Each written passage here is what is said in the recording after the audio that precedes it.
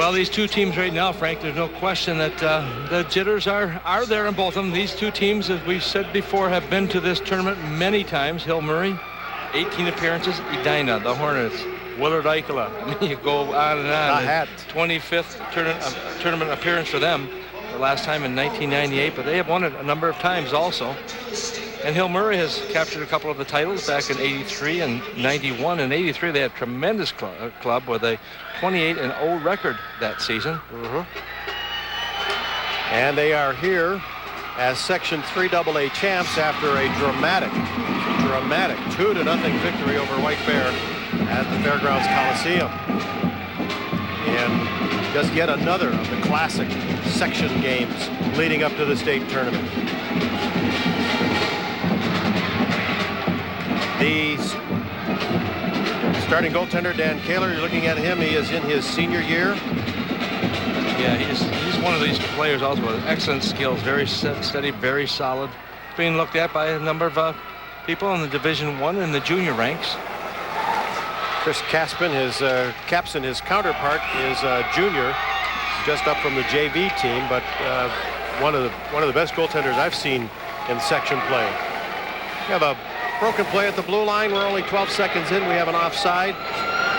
The Heigl line is out, or actually it might be Bo Kretzman that's out there. Indeed it is for Edina. Bo Kretzman, the visiting team in this game, with Stephen Eastman on the right, Steve Cornelius, number 2, on the left. And the forecheck pressure now applied by Dan Carlson of Hill Murray in the home white uniform. Carlson working with Andy Nolan. We talked about him a little bit earlier. He's on the right wing, and Christian Toll on the left wing. And from center ice, it's flipped in the zone. Bo Kretzman, the center iceman, back to get it. He plays it out at center. That's knocked down there, and Christian Toll tries to bring it in. He runs to the line, and as he gets in, a teammate ahead of the play, the offside whistle goes. Well, Andy Nolan was reaching back for that puck, and the puck actually hit the boards. He went over the line, and all of a sudden it came right back along the line. He had already stepped over, and so the offside call will come. There's a look at the junior goaltender, Chris Capson, number 23. Look at his record on the year. Not bad goals against average. Puck played in over the line. It'll be taken away by Holzinger, who gets it as far as center. He runs into a stiff check. And from the high slot, the long shot goes over top of the net. From behind, they work it loose. And out to center ice, it gets through everybody. Puck will come back, and it'll be controlled by Jim Jensen. A true rink rat, if there is one. Put right in front. And Decker jams away. It's loose. It still won't go. And that last one by all right should have gone in. Now we get a whistle, and the puck was way out by about 20 feet. And early on in this game, we get some nastiness. Well, what a couple of chances that were taken right in front of the net. Dustin Heigl had a golden opportunity. I think also Adam Becker was in there. Both of these players getting a chance. All of a sudden losing the footing creates some havoc here. And watch the puck right here. You can see that Becker trying to get possession of the puck to hold it, but everyone coming in here, and the puck is down someplace under there. And then Keller able to hold that play from going in there. But I'll tell you, that was a very good opportunity for the Edina Hornets. Minute and a half in, both coaches have their third lines out as it's shot into the Edina zone. John Merrill will go after it. Merrill avoids the check there. It comes up on the near side. It's back out at center ice. And Matt Kringle has a little bit of a problem with it. They relay it ahead at center, and it's flipped in, and a great hip check by John Pesker. Puck out of the corner. Pesker throwing another check again, and this time he knocks Kringle off the puck, and it's flipped out at center ice. This is Andy Thiss who brings it in. Thiss with Budish. The shot stopped, and the rebound cleared away in a hurry. So Taylor does the job early on, making the big first save, as now this one is cleared all the way down the rink, and the icing infraction goes. Well, the Edina Hornets certainly ready to play coming in here. They've had a couple of good opportunities early on. They have been credited with just 2 shots on net, none at the other end by the Pioneers. And that quick start is so important to these teams to get a feel for the game. You notice the quick line changes, but also trying to get in a position to capture that first goal lends itself to giving the team a lot more enthusiasm, a lot more confidence as the game progresses. Carlson facing off against Kretzman. That one goes off the post. A blast from the blue line by Wetterlin. And now chipping at it, Cornelius. It comes loose in the slot. It's played ahead by Toll. And out at center ice, the Pioneers with the puck, and it's really picked up now by Steve Eastman. Eastman moving it in, and one of the Hill Murray players shaken up pretty badly. I can't spot his number, Tom, and it might be Steve. I think it's Bill Jenkins. I'm not sure. Well, the number is just a little tricky to read here on the stylized uniforms that they have, but he's off and holding an arm or a shoulder. Christian Toll. Toll, all right. Toll, one of 3 captains on this team, one of the quieter of the 3 captains. As Bill Lechner says, there are 3 captains, each have 3 different roles. Toll leads by quiet leadership. Nolan, sort of Mr. Cool out there, but Steve Check is really the vocal leader. Yeah, you look at the shot coming here from the point, and Wetterlund doing a nice job there, but also it was really the Kretzman who won the draw, getting it back to the point. A very short stick on it. He made that quick turn, got it right back to the point for the shot. Heigl's line is out there, and the face-off to the Pioneers. Rushing up, Bill Jenkins. Jenkins swings and misses as he tried to dump it in. Kretzman had a whack at it. Here's a pass to the side of the net, and that shot by Scott Strand goes all the way through. Most all of the early pressure here, and we've only played 3 minutes, being applied by Edina. Back out at center ice, it's off the skate of Dustin Heigl. Now intercepted at the blue line, and Hill Murray shoots it in. It's dumped in by Bobby Almond. Back to the Pioneer blue line.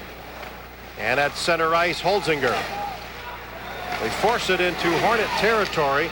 It's flipped ahead by Jenkins. A great pass to the line, but it's offside. The play to Scott Strand. So with the break, we'll take a break. 0-0 to score here at Target Center on the U.S. Bank scoreboard. There's a car out there people are talking about. World-class engineering, contemporary styling, superbly equipped. It has a fully integrated vehicle response system to help make it behave exactly the way you want it to. What is this car that gives you such power and control? It's the new 2000 Seville with the North Star system. And now Seville comes with an impressive lease. Call for important lease details. The 2000 Seville, the power of and, the fusion of design and technology. Cadillac.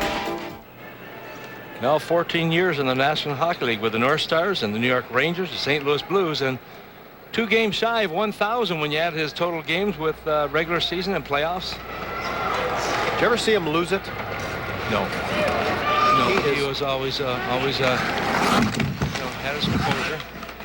I've seen him hit a few guys pretty good though. Yes, he has. The puck is loose back behind the net through the scramble. Keller dodges a bullet on that one. Big hit thrown out at center by Josh Budish. Pesca with it. Trapped at the line as he ran into the check of Jim McKenzie, and the puck leaves the rink, and we'll get a face-off. Well, at this point, Greg, I'm very, I know it's early on, but I'm very impressed with the Edina team. I mean, they have come to play. They've been very tenacious in getting to that puck, and they're not giving their opposition a lot of room to move. There's a look at also the coach Bill Lechner. 6 years at Stillwater he spent. This is his 3rd year as head coach at Hill Murray, and he certainly brings a level of enthusiasm and winning ways to this hockey club. Now check thrown by Stephen Cornelius, the winger, up on the far side, and this one comes fluttering in on Chris Capson, and he holds on. I'm not sure that puck may have gone over top of the net if he had not caught it. That was an easy save for him.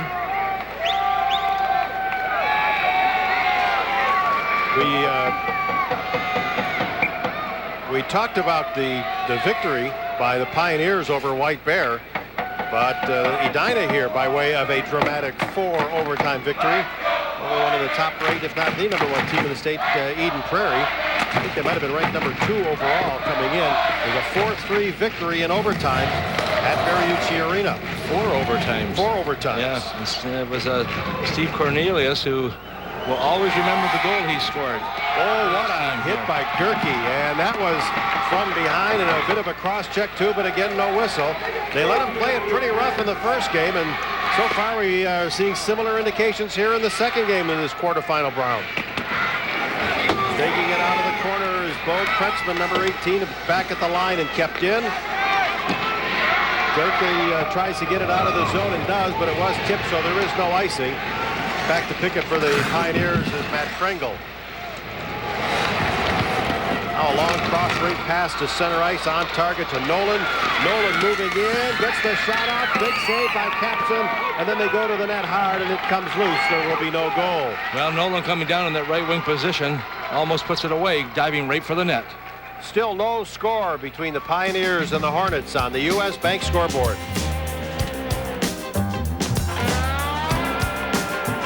Are you a hardcore driver? This is the Pontiac Grand Am. The only car built with solid form design. And now you can get a Grand Am solid value package with hardcore stuff like a sunroof, a CD player, and more for less. Are you a hardcore driver? Now get $1,000 cash back and option package savings of $625 with the 2000 Grand Am SE solid value package.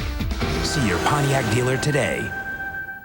Well, control is what you want right here, and you see Andy Nolan, the senior, coming in here on the backhand, brings to the forehand, then pushes his own player. Get out of my way. You're not going to do anything. Get out of my way, because I'm coming through. Matt Check moved up to a winger's position on this line, number 20. On the far side of the rink, trying to dug out of there. Dustin Heigl has it, slips it up ice, too far on the pass, but the goaltender Taylor will have to play it away. Comes back in on the goaltender Keller once more. A quick centering pass, and Keller swats it away. Again, traffic in front of the net, and the goaltender Keller, very kind of him to pull that post right back on its mooring, and it's back out at center ice. Atherton takes a look, throws it high in the air, comes down off the glass, and the first back to it is Jensen. Jensen involved in a collision. Puck back at the line, forced out to center ice by Holzinger, and to pick it up now is Pesker. Boy, we've seen a lot of body slams in these games. Some of these guys are getting up slow, including Scott Strand, who took the last hit out at center ice. Now, the last player to get dumped was Brian Adam Becker. And It's like butter pool out here. Here at the blue line, Merrill dumps it right back around, and they throw it to the corner.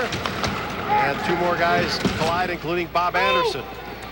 Back out at center. Now who's dumped? This time it's Pesker was knocked down. Play continues. I think we have to see blood before we get a penalty here. And we all fall down. Here at the near boards, it's shot around by McCarty. And then dumped around to the far side by Merrill. Loose at the line. It was apparently held in. Now dumped back down the rink, and over to pick it up is Reagan at center ice. Merrill steps in the way of the rush, and another big hit. This one thrown by Froker. Quick centering pass comes up the middle, and Gerke shoots it, goes down off the glass. It's loose at the side and to the corner. Pioneers played around back around the near boards. Kept in by the defenseman Wetterlin, and back behind the net where it is touched. Puck played with the glove to a teammate. You talk about having enthusiasm. Both of these teams are really taking the body right now. I mean, there are some bangs going on here, and these players will feel the effects of this at some point. Not during the game, but after the game. Looks like they're going to a Halloween party and just happen to stop here first. No, they were just in class. They just came right from school. Yeah, they went to a couple of classes this morning, and now they're right here. That's just normal attire. Well, we've got a... With all the hitting, I was waiting for some of the ice to give loose right at the base of the boards. Andy Fisk ready for this faceoff, and he pulls it back out at center ice, and from center, it's dumped in by Gerke. And apparently somebody had infiltrated the zone, so we'll get another whistle and a faceoff. Well, also on the play, that was Andy Fisk, who lost his helmet on that. He's one of those players who likes to be involved in the physical part of it. Not to mention Josh Budish as well. Budish, number 22, is the right wing on this line. John Ryman is on the left. He's number 11, and from center ice, Gerke dumps it in. Ryman, after the puck, centers it. It'll be taken away in front by Matt Kringle, the defenseman. Kringle turns. He gets some pressure there from Fisk. Now it'll be picked up by Kyle Holzinger for the Pioneers. Holzinger to center ice. Runs into a check. He's pinned to the wall, and then he is dropped to the ice by Budish. From behind the net, Gerke, look out. Puts it up over the glass and out of play. And if that didn't have him scattering, it should have. Well, the thing is, when you have as much physical play as this, you are looking for somebody to come towards you, and so you may be a little hesitant what you do with that puck. You kind of have a tendency to slow down a little bit, and you start to coast, and all of a sudden that allows your opponents to come right into you. And we are seeing some real big hits in this game, and this being part of it also. When you've got the size, you want to use it. Josh Budish doing the job here. He's a player who may be going to RPI next year. Puck goes into the corner. Here's Jenkins. A block at the blue line by the Pioneer defense. It's back to the line. A long shot turned away by the goaltender Capson. The long shot from Matt Kringle. In the slot, here's Kringle with the interception at center, and he dumps it right back in. And hustling for the puck is Atherton. P.J. Atherton up off the rail to the near side. Stephen Eastman, the right winger on this line, tries to get it out. Now back into the zone. It'll be brought ahead by Atherton. Atherton plays it in. The play is going to be whistled down here on the delayed offside at the Hill-Murray blue line. Yeah, the puck was bouncing just a little bit. Very choppy flow to this game right now. Nothing real smooth or elegant about it. Defenseman Bill Jenkins, 5 points this year, 2 goals and 3 assists. He's one of those guys also would like to play perhaps junior when he's done with his senior year. He is just a junior right now. Check at center ice thrown by Will Wetterlin. Kringle back for the puck in his own end. Now to the near side. It's floated out of the zone. And picked up again by Wetterlin. Gerke tried to relay it ahead. Be carried in by Stephen Eastman, and he took a hit. Rolling around, cycling with the puck is Tretzman. He took a pretty good crack in the corner.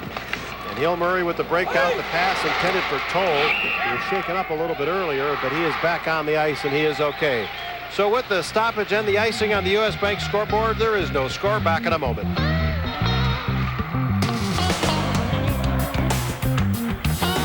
Wanted one person to watch televised sports all day. Job includes playing video games and receiving massages. Salary $100,000 to $150,000.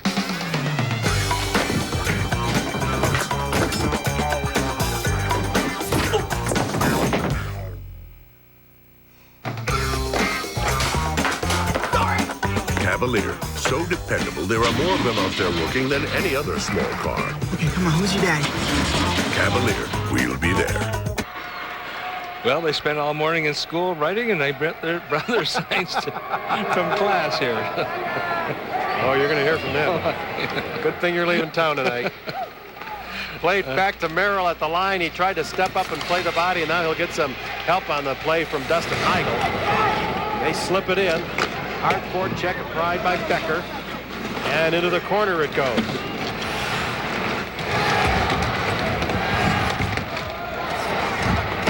Waiting for it, steps up, chips it ahead. Heigl races after the puck, but it was swept away from him. Heigl centers it. It's off the base of the net. And McCarty from behind the net. On the far side of the rink, a good check thrown by Strand. They center it. It's in a scramble and cleared away to the far side. Jensen after the puck. It's right up the middle and a backhand whack. Taken by Strand, but it didn't reach the net. From behind, Matt Check. Near side, Peter Allen.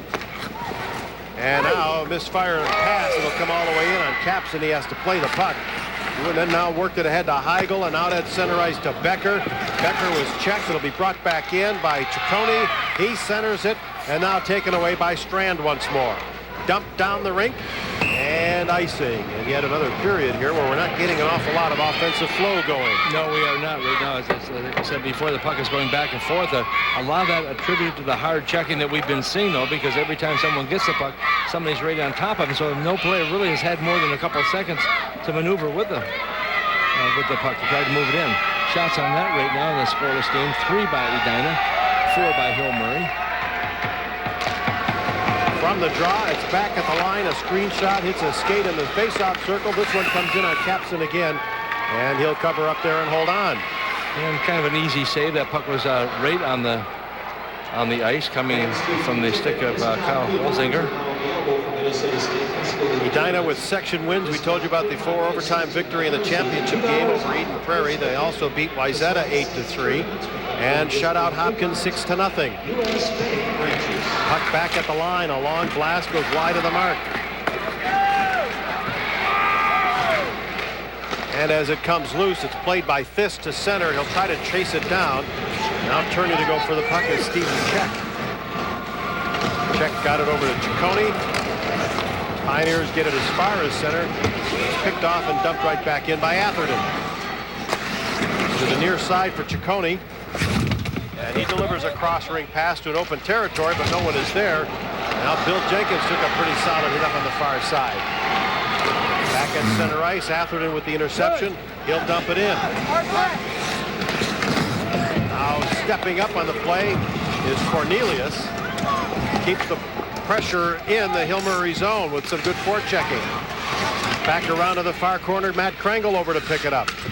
Krangle takes a look, flips it to center ice. It's blocked by Gerke at center and played right back to Gerke again. The Edina player was tied up pretty good. Took a couple of checks there from Andy Nolan. From behind the net, here's Wetterlin. He's met. Oh, that puck hopped right back into the crease. And Capson very quick to cover up and hold on and keep this game scoreless. As we take a look at the U.S. Bank scoreboard, there's 3:27 left to play in the first period.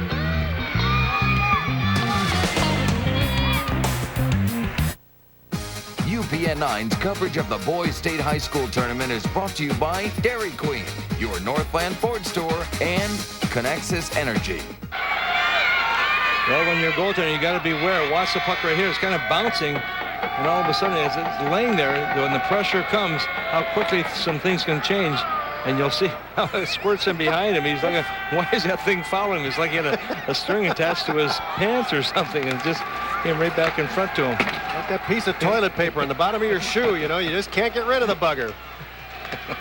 Stepping up at center, Heigl brings it in, drops it back at the blue line, and a sweeping play by Nolan to knock the puck loose again. Picking it up, here's Gerke. Takes a look, dumps it in. I thought we were off to a roaring start here in the first few minutes, but we've got much tighter checking. Play has settled down. Here's Dan Carlson. He brings it to the line and dumps it in. You're right, Ben. For the first few moments, I think it was Edina seemed to be in control, but the Pioneers have really picked up their pace here in the last 10-12 minutes. Bob Anderson picks up the puck, shoots it in the zone. A shallow angle try by Strand. Anderson in after the puck. He throws a check. It comes down off the dasher. Ciccone gets it as far as center. Then it'll be dumped right back in by Merrill.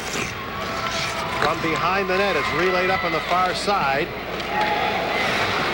And after it again is Fist. Breaking in, Burdish centers it. A great opportunity. And Ryman missed the net. Right up the middle again to the line for Pescar. He didn't get all of it on the shot. Merrill keeps it. Chance again for Pescar. He shoots. And a sterling save made once more by Dan Keller.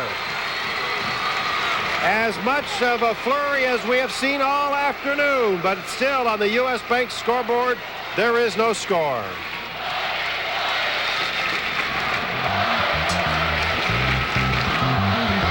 Get a raw deal? Hit consumer action at KMSP.com. Minnesota 9 News is ready to help you out. Consumer action only at KMSP.com. Well, Josh Bush with puck right here, and look at the perfect pass he makes across to Ryman, and he pulled the trigger, but he was just a little bit out, had the body squared, not towards the net, and as a result of that, he just kind of pulls the puck a little bit wide, but a great opportunity here, and I tell you, he was bearing down on it. Wasn't he let up on it? Nope. He was really trying to filter that puck into the net, and you can see the goaltender, Kaler, just going down there, trying to get as much of his body in the way as he could. So Kurt Giles is going to leave this third line out there, figuring Ryman and Budish, the two wingers here, had great opportunities. This will handle the faceoff now. This wins the draw. It's back at the line. Here's a long shot that's turned away by the goaltender Keller. Good shot from the point by Bill Jenkins. Now Ciccone is jammed up at center ice, and Fist. Boy, did he throw a check, and Budish throws another. Now Ryman breaking in on the right wing. Ryman chased to the corner. Takes a hit there from Holzinger. And coming in to help out Steve Eastman, and he cracks somebody. Turnaround try. Castman makes this, the save made by Keller. And a broken stick on the play. One of the Hornets will be back to the bench to pick up another. Till he's back, they're outnumbered, and it's played around by Holzinger and relayed to center ice where it's picked off, brought right back in by Atherton. Atherton, however, ran into a check. Atherton, now Ciccone clears it away, and it's down the rink. It'll be picked up by Wetterlund. Wetterlund, just a sophomore defenseman.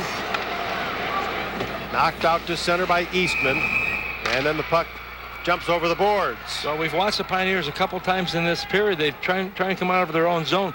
The passes have not been very good, and as a result, the puck is picked off by the Hornets, and all of a sudden it comes right back in. We talked about the degree of hitting here, and I'll tell you, you come together, and you know what? It's contagious. When one guy does it, they all start doing it. It's whoever's standing at the end wins.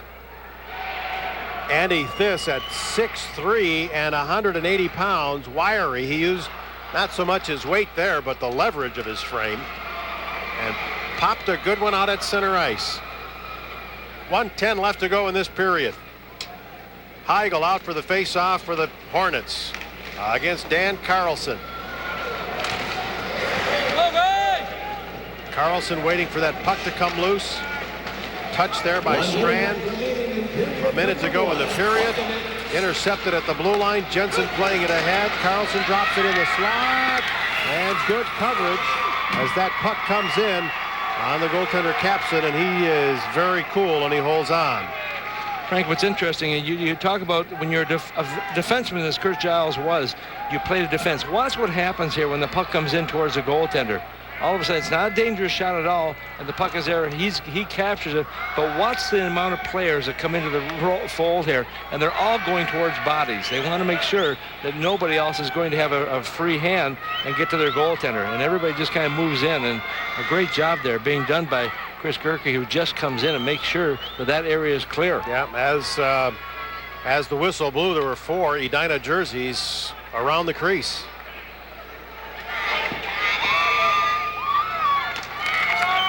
From the draw, back at the line, and then nearly intercepted by Strand.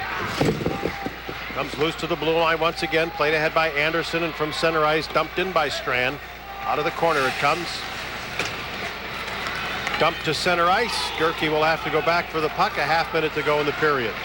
Gerke shovels it ahead. It's turned over at the line. Toll playing it in deeper, and then it's chipped out of the zone by Wetterlund. Back to get the puck now, Steve Check. Check being pressured on the play. Has to get rid of it out to center ice. Gerke stands up, his man shuts down the rush. From center, it's jumped in by Anderson. It comes off the glass. 6 seconds left in the period. Pass dropped off on the far side. Ryman takes it away. Gets it help now from Merrill. The horn goes, and this period of hockey comes to a close. Hard hitting, to say the least. But a goal-free and a penalty-free period. Well, it'll be interesting to see how many hits there were that took place in that first period, and both teams more than capable of playing that style of play. And once you get into it and you start playing it, it just seems to evolve. Everybody else becomes a part of that, and it kind of really sets the tone for what's going to happen. We may see the second period come out and nobody's hitting, and maybe we'll see some goals in that, because these two teams are very capable of moving that puck and putting the puck into the net. But the first period, I think they're just trying to determine who's going to be the toughest and who's going to remain standing at the end of 15 minutes. So there's the score. The only statistical story for you thus far, until we get all the stats updated, the shots, and those are pretty even too. Hillbury 7 and Edina 6. And I'm surprised no penalties in that first period, regardless of how many hits we had that were done. They just let them go. All right, let's go down to ice level. Vanessa Hughes standing by. Thank you. I'm here with Edina head coach Kurt Giles. And Coach, it seemed like the game lacked offensive flow early on, but then later in the period, you guys really attacked the net, didn't get any goals, but you seemed like you had the momentum there late in the period. Did you feel that? Well, the big thing is I think the kids were nervous, a little uneasy. A lot of the kids, their first tournament this big, this size, and we thought it was a pretty good period just to get into the flow of things, and we had a few good chances. They had a couple good chances, so two pretty evenly matched teams. I know they beat you guys 6-2 in the Edina Holiday Classic back in December. What did you take from that game that you can apply to this game today? I think more than anything, we had our pride hurt. So, and that's quite the motivator when you get beat like that in your own rink by a good hockey team. But it's motivating to come back and have an opportunity to play against a quality team like Hill Murray in the first game of the state tournament. So it's motivation more than anything. How do you put the puck in the net in the second period? What's the secret? What do you think is going to make the difference? Well, by the looks of things, we're going to keep the puck on the net, keep going to the net, and hopefully we'll get a good opportunity to score a goal. Danny's playing well, and we knew he was a good goaltender, so maybe we'll get a good bounce this period. Good luck, Coach. Thanks for the time. And we're scoreless after one period of play here at the Target Center. Edina and Hill Murray will be back with the Northland Ford intermission report after this. Stay with us.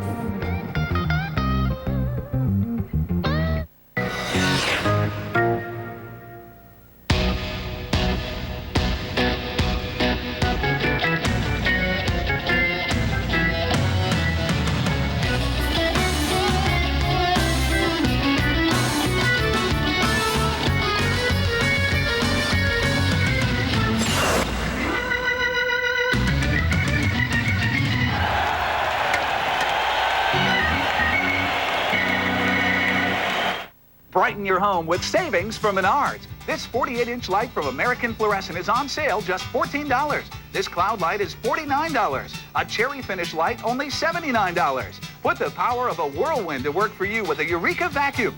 Dirt can't hide from Eureka's cyclonic cleaning action. With high efficiency filtration, there's no need for a separate bag. On sale, $139. Make a clean sweep with savings from Menards. Save big money at Menards. Tools give you leverage, the advantage when solving a problem. Financial tools from U.S. Bank are no exception. They make every day a little easier to get through. They help clear the path to reach your dreams. For every person, for every financial need, we have a tool. Your needs, our tools. U.S. Bank.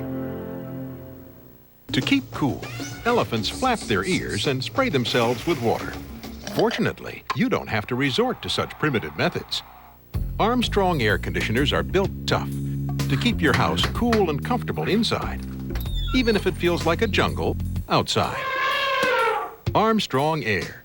Strength you can rely on. Peanut? For all your heating and cooling needs, call Changing Climates at 434-2485. What are you doing tonight at 10? Hopefully watching UPN 9's tournament coverage. But if you usually watch the news at 10, have we got news for you? At 10 o'clock on April 3rd, 9 News will make a change. A change that will make getting all the news you want at 10 more convenient than ever. It's just what you'd expect from 9 News. Because at 9 News, we know the news isn't about us. It's about you. 9 News is about you, your lifestyle, what you want to know, when you want to know it. At 9 with Robin and Jeff, it's more local news than any other station. At 10 with Jeff and Angela brings you more local news with the innovative style and format you've come to expect from 9 News. And now 9 News is on in the morning, too. With Good Day Minnesota, you're never more than 9 minutes away from weather and traffic together. It's changing the way people watch news in the morning. And at 10 o'clock on April 3rd, 9 News will change the way you watch at 10. It's what you've been asking for. And only 9 News can give it to you. 9 News. It's about you. The Northland Ford Intermission Report, brought to you by your Northland Ford store. Welcome back to quarterfinal Thursday, the 2000 Minnesota Boys State High School Hockey Tournament. Just like our first game, we are scoreless after 15 minutes of play. Edina against Hill Murray here at the Target Center. Welcome to the Northland Ford Intermission Report. I'm Jeff Grayson in downtown Minneapolis. The winner of this game advances to semifinal Friday, the 7 o'clock game against number 3 ranked Duluth East. And the Greyhounds ensure that there will be no repeat in AA, knocking off the 99 champion Roseau Rams 4-1 in the game just before this one. Joining me now, an old friend of ours, Duluth East head coach Mike Randolph. Mike, thanks for joining us. Let's talk about your game first of all. Sometimes when a team wins a game, the coach says, well, wasn't that happy. I got the impression you were pretty happy with the way your team played, weren't you? I was real happy. As the game went on, I thought we got stronger, and I thought we had great starts to our second and third periods, and that's been our emphasis the first 5 minutes of each period.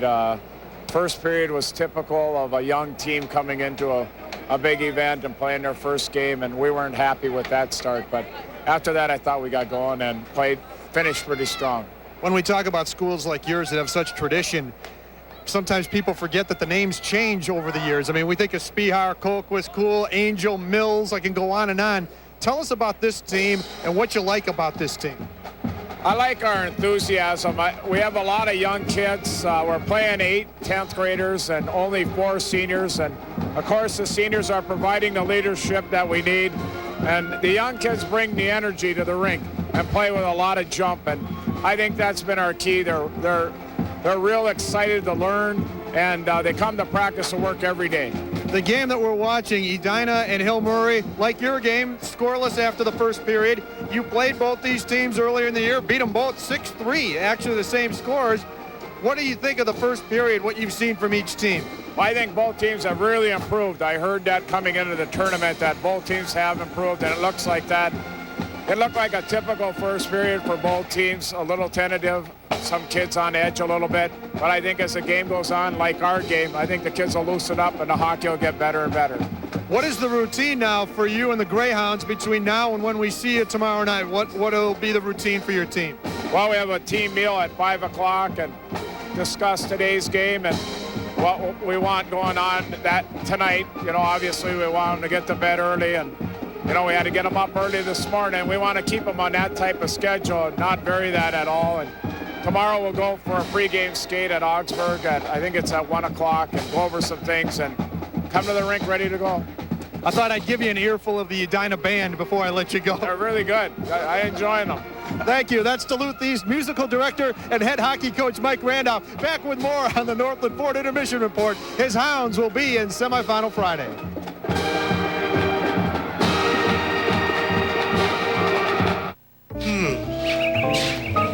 Coffee? Hi, I'm from Connexus. I see you've updated your kitchen here with modern electric appliances. Good thinking. Love these new cooktops. I was just telling Susan that we have countless other ways to save energy all over the house. At Connexus, we're always finding new ways to make your home safer, healthier, and more efficient. How do you like your eggs? Connexus, you're getting more from your community energy partner. Celebrate the 21st century at a Subway restaurant. Come in today and get 3 regular footlong subs for only $9.99. Share this celebration. It's a great deal for dinner or anytime. 3 regular footlongs for $9.99 for a limited time. Subway, the way a sandwich should be. Catch Subway's tuna sub or reel in our seafood and crab sub. They're better than ever, all made on Subway's fresh baked bread. The world's favorite tuna or sumptuous and rich seafood and crab. Subway, the way a sandwich should be. From the turf to the court, the diamond to the field, the slope to the rink, you can get it in an instant. Instant Replay Sports can give you instant savings or instant cash for your sports equipment. Instant Replay specializes in new and used hockey equipment. Plus, you save with instant cash trade-ins for all used gear. Cash in and stretch your sports dollars in an instant. Instant cash. Instant savings on new and used equipment at Instant Replay Sports. Open 7 days a week in downtown Hopkins, Bloomington.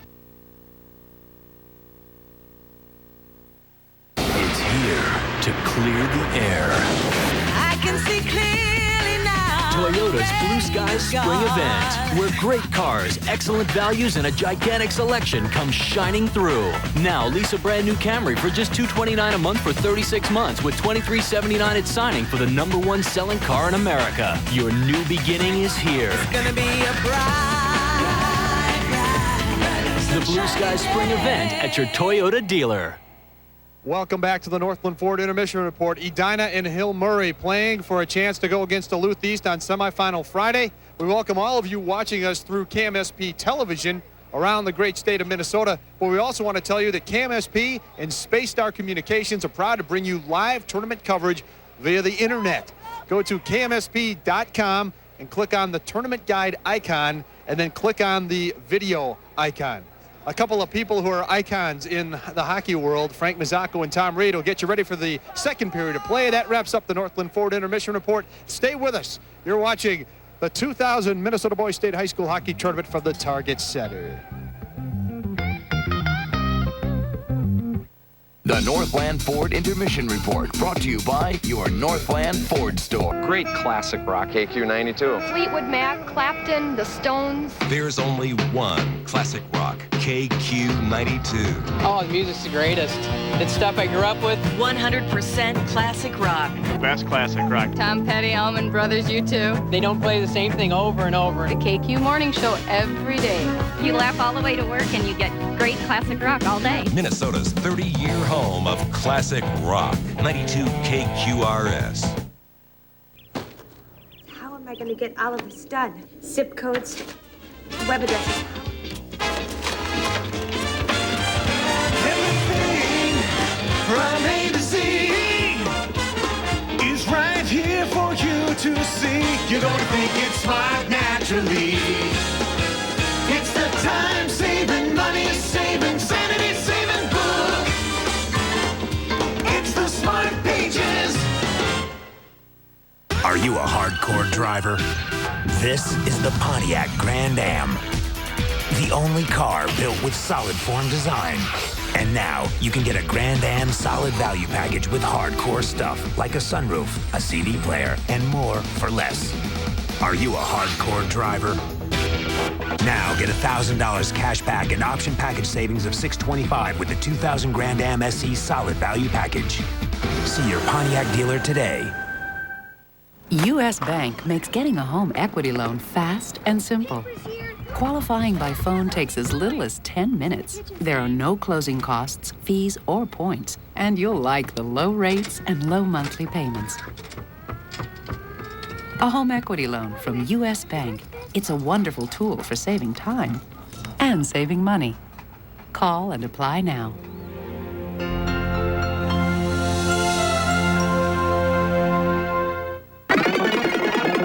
KMSP.com. Faster, bigger, smarter. Welcome back. The Edina Hornets, the champions of Section 6AA against the champions of Section 3AA, Hill Murray. 0-0 at our first intermission. We played 15 minutes of hockey here.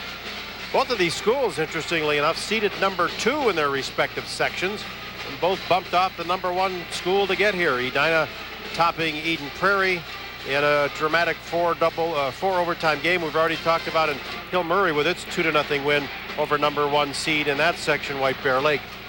Let's take a look at some highlights from the scoreless first period, Tom. Well, I'll tell you, the highlights are all hits, Frank, and there's no question. I mean, you can't, everybody's throwing their weight around, so there's nobody you can pick out in particular, but you just watch these two teams, and you know, the physical presence trying to be felt on both sides, and they both have done a very good job of doing that, and the officials have let them go. They have called no penalties in this game, and as a result, these players know they can get away with a few extra things, and they will do it. Here's a look at the Smart Pages shots on goal, 7-6 in favor of Hill Murray. In terms of quality chances, there's only been 3, and they have all belonged to the Hornets. 3-0 in quality chances. And we're ready for a face-off out at center ice. Puck is dumped into the Hill Murray zone. The goal there being guarded by Dan Kaler. He has 5 shutouts this year, including the shutout victory over White Bear for the section championship. Up on the far side of the rink, there's Jim McKenzie. Actually there to make it, Bob Anderson. And from behind the net, Andy Nolan. 2-on-2 rush to center ice for the Pioneers with Gerke stepping into his man, knocking him right off the puck. A good play by Gerke. Back out at center ice, they're working ahead in a hurry to Dustin Heigl, but he couldn't control it over the line, and it is shot around by Krengle.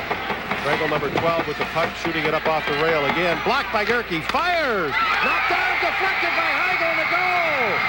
Heigl got a piece of it in traffic. I'm not sure how he got free, but the Edina Hornets, the visiting team, they have a 1-0 lead. Well, I'll tell you, Frank, once again, whenever you give up the puck in your own zone, bad things can happen. And Hill Murray had good possession of the puck, but the errant pass coming in from behind the net all of a sudden leads itself to a goal by the Edina Hornets. Right here, coming off the boards. Good angles. You'll see it here. Off the mark just a little bit, and the shot coming from the point. You want to bear down on it. Gerke does that, and look at that puck. It finally just kind of filters in.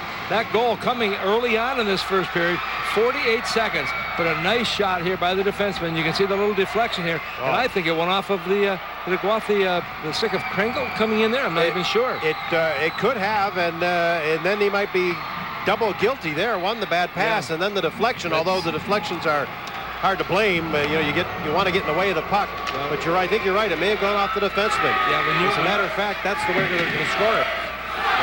As a defenseman, when you play in that position, you always are going to have those opportunities when the puck's going to come off your stick and go into that net. But as you mentioned too, Frank, when you have the puck and you try to make a play with it, you've got to make sure the pass in your own zone is right on the money. If it's not, it's going to create some problems. Gerke gets the goal from Heigl and McKenzie, and 48 seconds is the time. Puck off the sideboards, and the goaltender Kaler there had trouble with it. It's blocked at the line again and nearly forced ahead by Bill Jenkins. Edina 2-on-1 the other way. A little drop pass at the line, and the shot turned away by Capson.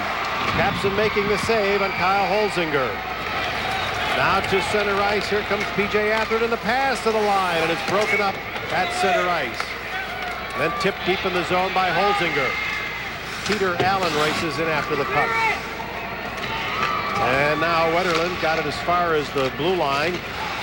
Deflected around to Kretzmann. Bo Kretzmann plays it across the rink. Ciccone steps up. Loose puck laying there for Kretzmann, who brings it in, dumps it in. And then Capson behind the net stops the puck. Pioneers pass on the side for McKenzie too far. And back out at center ice. Let's make sure we have the correct scoring there. It's Gerke from Heigl and Anderson. McKenzie is my mistake. To center. Cardi, that's shot wide of the mark. And it's turned around in a hurry. John Ryman with a great scoring chance back in the first period. And dropped back in the zone again. Kringle plays it out at center. And it slides into Hornet territory. John Merrill, the senior defenseman, to pick it up. And now a big hit thrown by Andy Nolan. And yet another hit by Christian Toll. Nolan and on a puck, and he nearly took the wheels out from underneath Pesker. And here's Fiss. It's blocked at the line. It's loose in the slot, and a diving play by Pesker to knock it away. That prevented a scoring chance. Cleared to center and now raced ahead. Strand, one man back. Strand shooting. And the rebound cleared just wide of the net. Big collision on the far side. Matt Kringle. That's the strongest player in the lineup for the Pioneers. Still on top of his man. And not letting him get up until he hears the 3 count. All right, we'll take a break. Edina with a 1-0 lead. Back after this. There's the General Motors scoreboard. Oh, we have penalties, my goodness. There's a car out there that connects you to a personal advisor for customized information and support services. Is this a Lexus or a BMW that has the executive assistance of OnStar Standard? No, it's the newly restyled 2000 Catera. And now you can get a Catera with a very attractive lease. Call for important lease details. The new 2000 Catera, the power of and, the fusion of design and technology. Cadillac. Well, we're going to have some penalties, but you'll watch the play right here as it unfolds. You get the puck along the board, and Strand comes in here. He takes a shot, gets it away, a little bit weak there, but on the ensuing play, you see where Kringle goes in with Strand, and that brings you all of a sudden everybody into that melee there. You can see the bodies going down too, and so we've got some penalties. McKenzie being going to be called, and also number 12 is going to be called for Hilmer, excuse me. That should be Kringle who gets the penalty. Go to wrestling, we can give style points or style seconds. So if you hold a guy down for too much longer, you might wind up with a 2-minute and 10-second penalty, or 2-minute 15. He certainly had the advantage there over Anderson, but they're both off for 2 minutes for roughing. Holzinger. I can tell you don't like that idea. Well, maybe. At center, Gerke breaks it up. 2-man rush to bring it in. Heigl winds and fires. Kaler turned it away. It's back out at center ice. Wetterlund got it into the zone. Matt Check plays it across. Now Jensen gets it to center ice. And it's flipped right back out of the zone by Wetterlund once more. And now Will Wetterlund will go after it one more time. Gets it to the blue line. It's out of the zone. Back in the offside whistle goes. I'm watching that Chris Gerke, and I'll tell you, You talk about a hitter. I mean, he has been involved at least in 20 of the checks that have been thrown on the ice here. Another 2 just a few moments ago. He'll do it all. He'll bring that puck up the ice for you, and he'll pound a few bodies watch too. right here. He just steps right in above our cameraman, who's in the penalty box area. Gerke had just 1 goal this year. It came against Elk River. Dumped in the zone. Atherton after it. Atherton teamed up on defense with number 10 Bill Jenkins. Puck out of the corner. It's centered. A goal!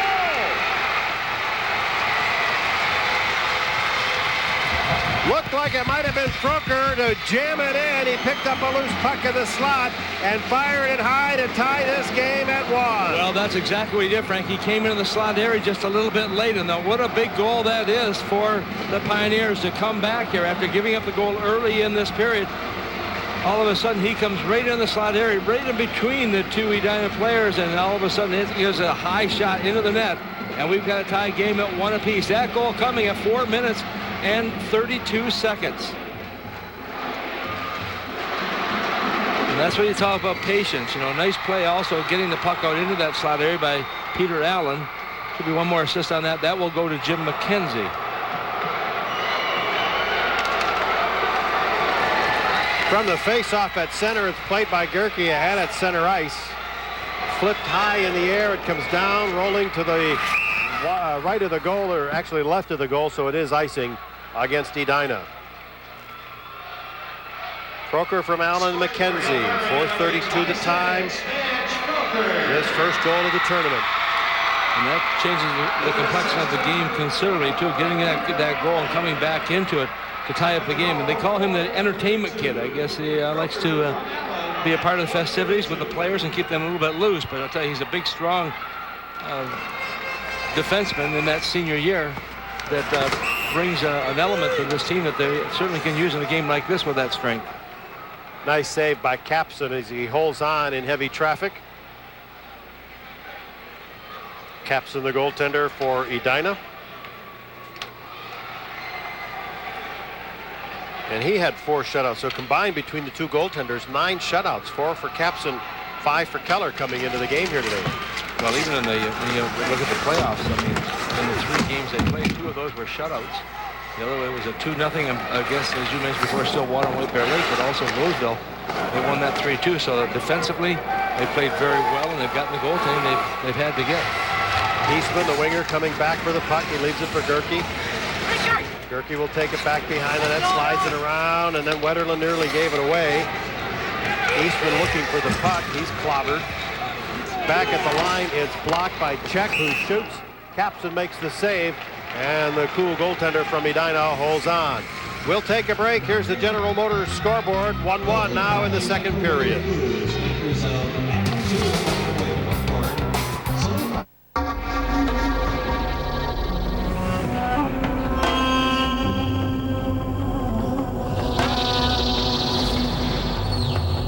Even with its impressive power, remarkable handling, and legendary capability, Jeep Grand Cherokee can still be leased for just $359 a month. Maybe that's why everyone's going out of their way to get a look at it. The $359 a month Grand Cherokee lease. Check one out at your Jeep dealer.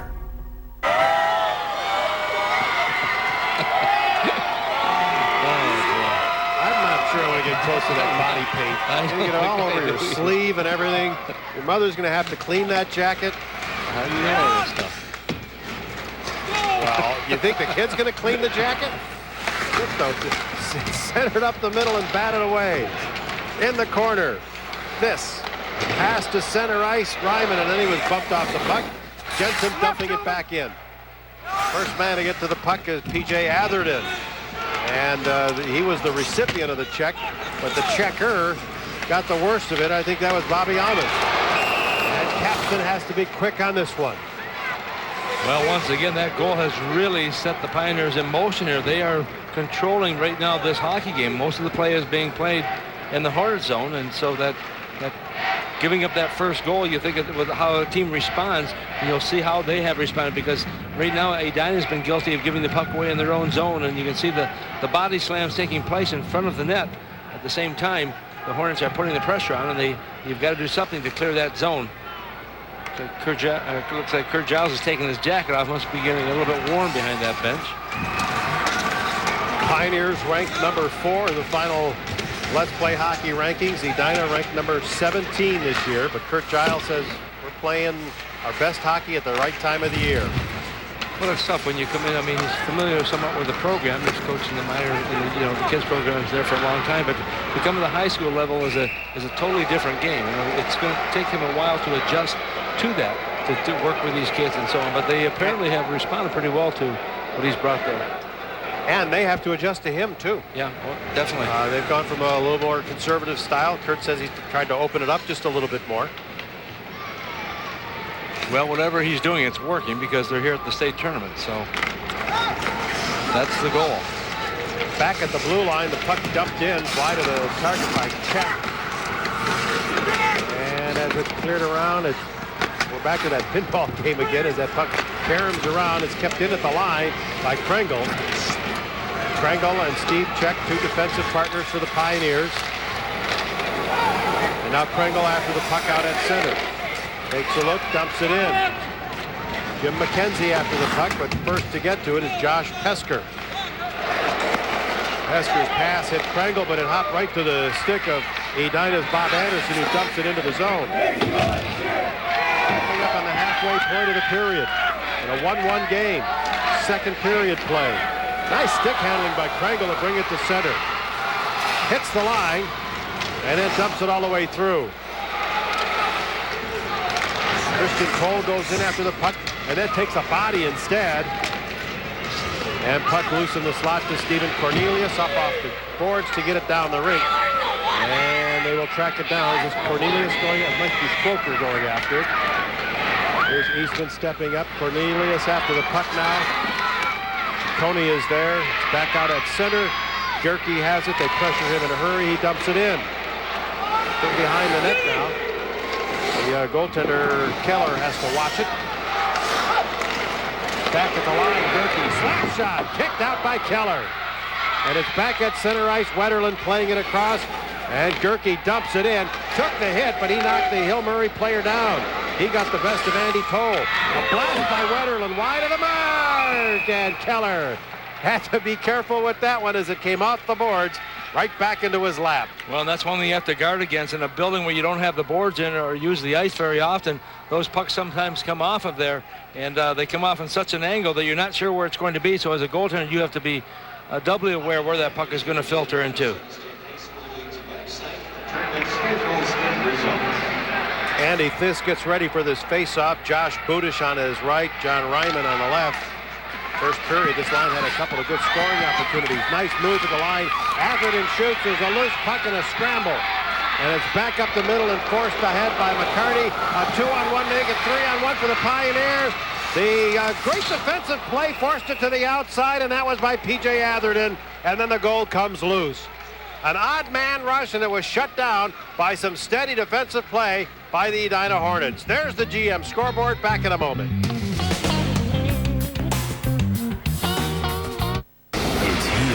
To clear the air.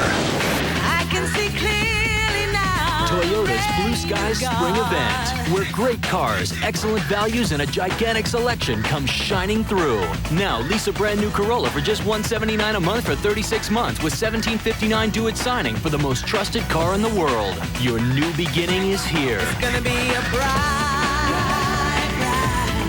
The Blue Sky Spring Event at your Toyota dealer.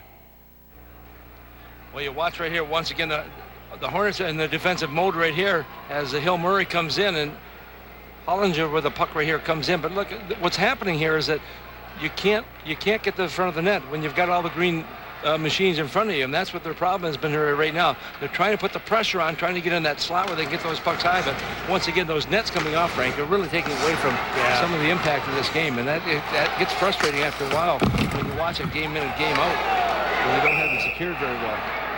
I think they could be a little stickier and still break free quickly enough to prevent injuries. Right. The other thing, the looser the nets are, the harder the kids know that they can go towards the net. Yeah, and they do just that. I mean, these kids are pretty well protected today with all the headgear and everything else, but they just They just will not, they're relentless in getting to that net, but as soon as they even give it a little bit of a touch, it's off.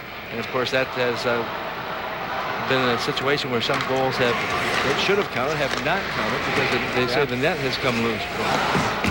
Let's go back to leather helmets and telephone books for shin pads. That'll teach them some respect.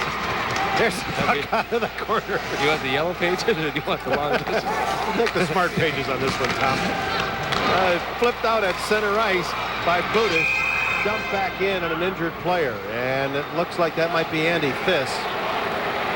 Well, he is in a great deal of pain. He sure is right now. And not quite sure where the pain is. And you know what? He's trying to get to his stick so he can get off the ice. And that's usually the first reaction from a player. But they will make sure that he's okay before he gets up. I'm not sure if it's his leg or where the injury is right now. It appears to be maybe on that right knee of his, the way they're holding it. And when you get, sometimes you hit at the side of the knee like that, you've got to be very aware of where you are on the ice and where everybody else is too. And when you're not expecting, you relax and you put a little bit of extra, or take off some of the weight there, and you get hit from the side there, you can do a lot of damage.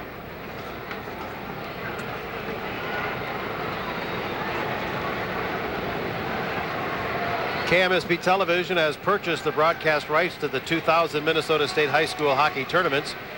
No broadcast, rebroadcast, or other use of the pictures, descriptions, and account of this copyrighted telecast is permitted without the written authority of KMSP Television and the Minnesota State High School League. Well, he is still down on the ice. A lot of times you can sort of determine where a player is injured by his reaction. It looked like he was in so much pain, I couldn't quite tell where he took the hit or what exactly happened. Well, I think he may have gotten sandwiched. We don't have it on tape, but I think he may have gotten sandwiched between a couple of players. And nice to know his fans are more concerned about being on television than his well-being, but I don't think so. Andy Fiss is the player being tended to. Yeah, and so often when you with the impact initially when you get hit, there's a lot of pain there, and a lot of times you just want to be left alone until you get to a point where some of that is taken away. But you can see he's struggling here just to be able to move off of that right leg of his, I believe it is. Yeah, it sort of looks like the one that he's favoring, yeah. Well, we certainly hope that it will be nothing more than a bruise, that he might be able to shake it off. Well, the thing is, this is the first game of the tournament, and these kids play so hard to get to this point, and to be in a position where all of a sudden, I can't remember a few years ago at Target Center, there's a young man who wasn't in the tournament because he was celebrating and somebody stepped on him and cut a tendon. Oh yeah. And he couldn't participate, and it's great. It's tough enough to play the game and get hurt in that. When you get hurt during celebrations, you have a real problem. Andy Fiss, third line center between Ryman and Budish. We told you earlier that line had a couple of good scoring opportunities. So we'll see how Kirk Giles handles the void in that line right now. Derek McCarty's line is out for the Pioneers with Peter Allen and Jim McKenzie, number 15. Out at center ice, they relay it over to Strand, who brings it in, throws it to the right side. And a turnaround effort by Bob Anderson comes all the way through. Now here is McKenzie. Heigl goes after the puck for Edina. McKenzie bringing it ahead, shot it to the line. It was knocked down there by Bill Jenkins. And a loose puck at center, nearly picked up on the right side by Anderson. Instead, a long shot and a glove catch. Good thing that was from long range, because in closer, that one might have been too hot to handle. I tell you, he just unloaded that shot coming in. And your goaltender has got to be quick, and that's exactly what happened with Kringle able to grab on. Yeah, Kringle coming in here. It's hard to see these numbers. It is for me anyway, but you watch as he just unleashes one, and the glove has got to be quick. And as Kringle comes in there, and he's got that big solid body as he just laid into that one, and Capson able to grab on. Kringle has had 4 two-goal games this season. Here he has the puck back behind the net. Chased up on the far side, runs into a check. It comes loose. It'll be picked up by Andy Nolan. Coming up on 5 minutes left here in the second period, a 1-1 game, and Nolan's shot off the glass. It's a bit of a seam, sails the glass, and goes up out of play. So we will take a break. It's 1-1 the score on the General Motors scoreboard.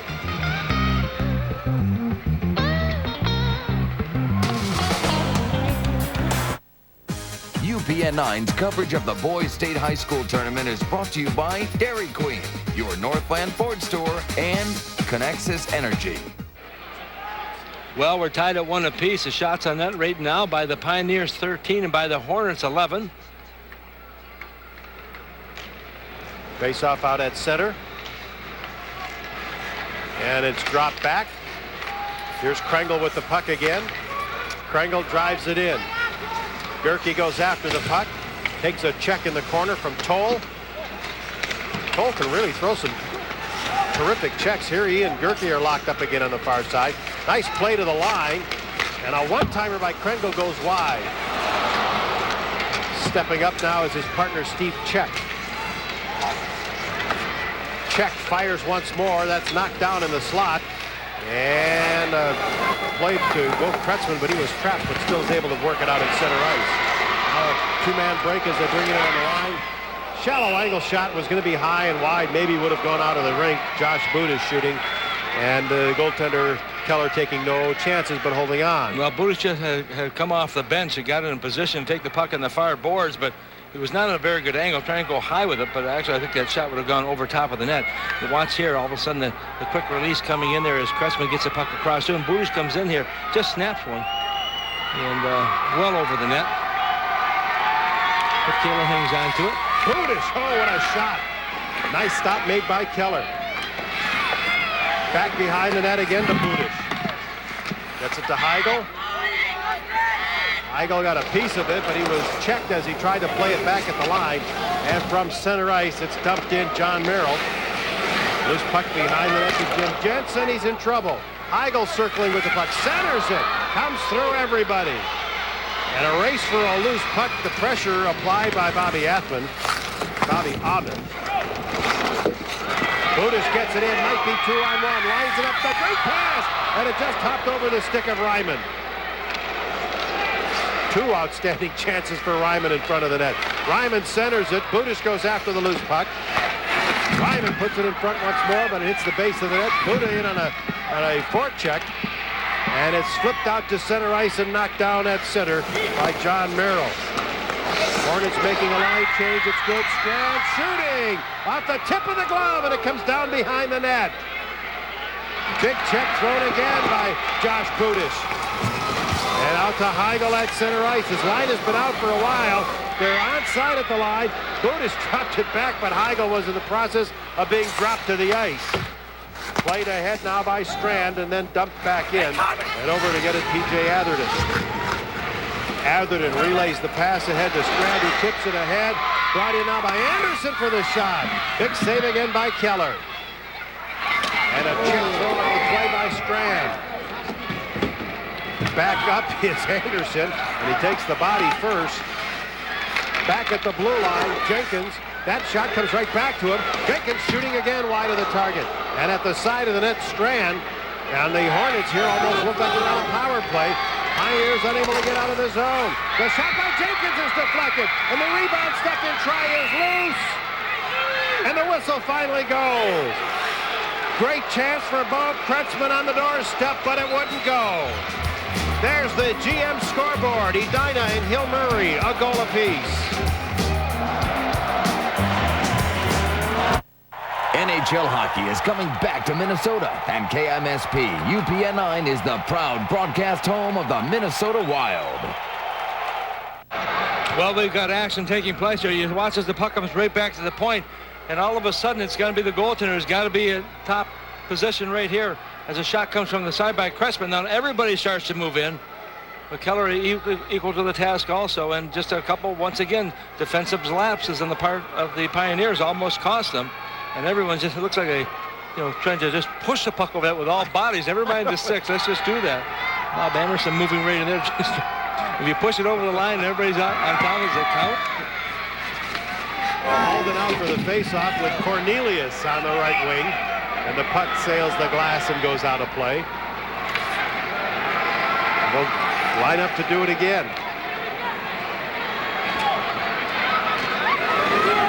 2:18 on the clock.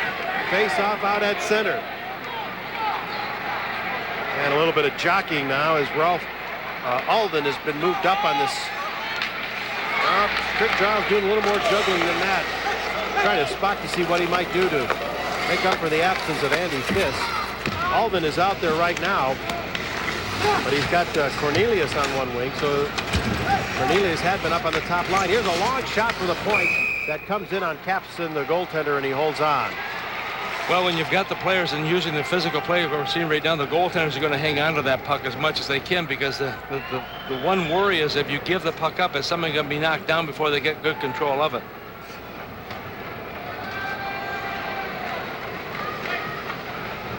Capson waiting for this face-off to his right. Budish.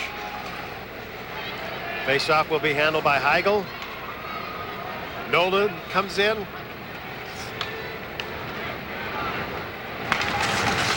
And the Pioneers, the Hornets win the face-off. It's forced to center. Krengle a bit of a recovery, but that's still loose at the line. Bounces over to Dan Carlson, who forces it to center ice. Carlson in a crowd. In a 1-1 game here at Target Center. Dumped in by Wetterlin, and he knew immediately after that puck left his stick that it wasn't the right thing to do. Yeah, he was not trying to fire down the ice to get an icing call. He was trying to play it off the boards a little bit just to get an angle to put the puck back into the Pioneer zone. 1:41 to go in the second period. Tied up, one apiece. Shots very even. Edina with 15 and Hill Murray with 14 shots in this contest. Here's Heigl, one of the key players in the face-off department for the Hornets. From the draw, Heigl spins on a dime and gets the puck, and he tried to play it ahead. Too far for Ryman, but it was touched at center. There's going to be no icing. Ryman in after the loose puck with Krengle. Here's Krengle for the Pioneers, who now working ahead. Out at center ice, a 2-on-2 rush, and both players are taken down by Gerke. One tripped over him, the other one he checked. Krengle back behind the net to control. And here is Nolan. Gerke intercepts at center. Gets loose, goes to the left side, dumps it in. And the Hornets need a line change with about a minute to go in the period. Blocked at the line. Nice play by Glassman. He's running wide of the mark. Stuffed in, trying, no, it's still loose, but bobbling around. Anderson after it. Anderson back at the blue line. Merrill, that shot deflected. And as it flutters around in the slot, they chop it out of the ring. Well, once again, the Hornets putting the pressure on in that offensive zone, but they cannot seem to get good control of the puck. The puck is bouncing on them. At the same time, you've got the Pioneers coming in there trying to just out-muscle them to try and knock them off the puck a little bit in that crease area. Here's a quick shot just wide of the target. You've got to get the shot on the net. You look for the deflections or a quick rebound. Anything may happen here. Coming back to the point here, once again, you can see the little, almost like it's hitting little trees along the way. Kretzman from the faceoff looked like he tried to go right on goal. Now he breaks free from the check, goes after the puck in the corner. Anderson takes a hit on the rail. Oh, nice. Stepping up, Alden, it's in the slot. Pioneers get control and work it out to center ice. Told to the Edina line, dropped it back, and I'm not sure Matt Schillings was ready for it. Hustled to center ice now. Kretzman moving in one-on-one. He's tied up. Plaster. Big hit on the play by Broker. Center ice. Holzinger dumps it in. Capson makes the save. Down to 9 seconds to go. Out at center and down the rink. They're going to wave off the icing. And that might do the period. A little extra pressure applied as the horn sounds as Steve Eastman came in there. As well as Cornelius to try maybe to get one more chance, but that's it. No scoring in the first period, 2 goals here in the second, a goal by each team, and yet another game. It's very, very even through 2 periods of play. Well, it has been, Frank. No question. These two teams have come to play. They were well prepared and stepping on the ice. And in that first period, we saw a lot of checking. We saw no goals, but all of a sudden in the second period, Edina comes out very quickly to get the go-ahead goal, but the Pioneers respond, and that's a sign of a good team also. When you give up a goal like that, not to be able to give up another, but to come back and score your own goal. They have done just that as the end of the second period takes place, and now they get a chance as to try and determine how they're going to play this third period. Kirky from Heigl and Anderson at 48 seconds. And then less than 4 minutes later, Froker from Allen and McKenzie. So the 2 goals scored in a very short period of time early in the second period of this game. And we're 1-1. Bill Murray won and Edina won. The coach of the Pioneers, Bill Lechner, is with our Vanessa Hughes. Thanks, guys. Well, Coach, Edina came out quickly in that second period, scored the quick goal, but your guys responded not long after. How important was it to get that goal to tie the game at 1? Now it's anybody's game headed into the third. Well, obviously it was real important. You know, they got the early lead. Like I said, it was 0-0 after 1, and then pretty close, tight checking, pretty even game going on. In the second period, they got that quick one, and you know, you have to respond. And we were fortunate to work the puck around, get it to Mitch Froker, and he put it away, and we're in a ball game. You certainly are. Now, your team had no trouble with Edina back in the Edina Holiday Classic in December. Obviously, it's a few months later. It's 2 different, more improved teams. But what did you take from that game and trying to apply to today's game? Except for competing against them and knowing a little bit about them. They're a different team and we're a different team. So, and I'm sure Kurt Giles has said the same thing, that you know, December is a long way from here now, and you know, it was a fun day that day, but this is completely different at this time of year. What's going to be the difference in the third period? I'm sure it's going to come down to something, maybe even a sloppy goal, if you will. I mean, it's been a tough physical game. What do you think is going to be the difference? Right. You said it. Maybe just you know, whoever gets the breaks. It's really going to come down to, you know, 2 teams working hard and either get the break and you know, who has maybe a little bit more harder work ethic or the, you know, the luck of the puck. So. That's right. Well, thanks for joining us, Coach. Thank you very much. Yes, we are tied at 1 after 2 periods. We'll be back with the Northland Ford intermission report after this. Stay with us. Tools give you leverage, the advantage when solving a problem. Financial tools from U.S. Bank are no exception. They make every day a little easier to get through. They help clear the path to reach your dreams. For every person, for every financial need, we have a tool. Your needs, our tools. U.S. Bank. So what's on for today? Boss wants you, me, and Charlie to take the new Silverado and move them bales. Is that Charlie? Chevy Silverado has the most powerful V8 of any 4x4 pickup. Then we gotta water the herd. 300 horses make it more powerful. If there's any daylight left, we'll take Norm up to see the ladies. More powerful than Ford and Dodge. That's why it's the truck. Silverado from Chevy. Well, guess that's enough for today.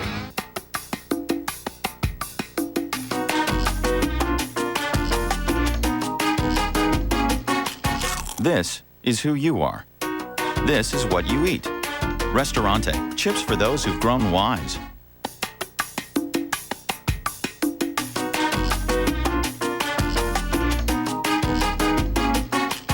This is who you are.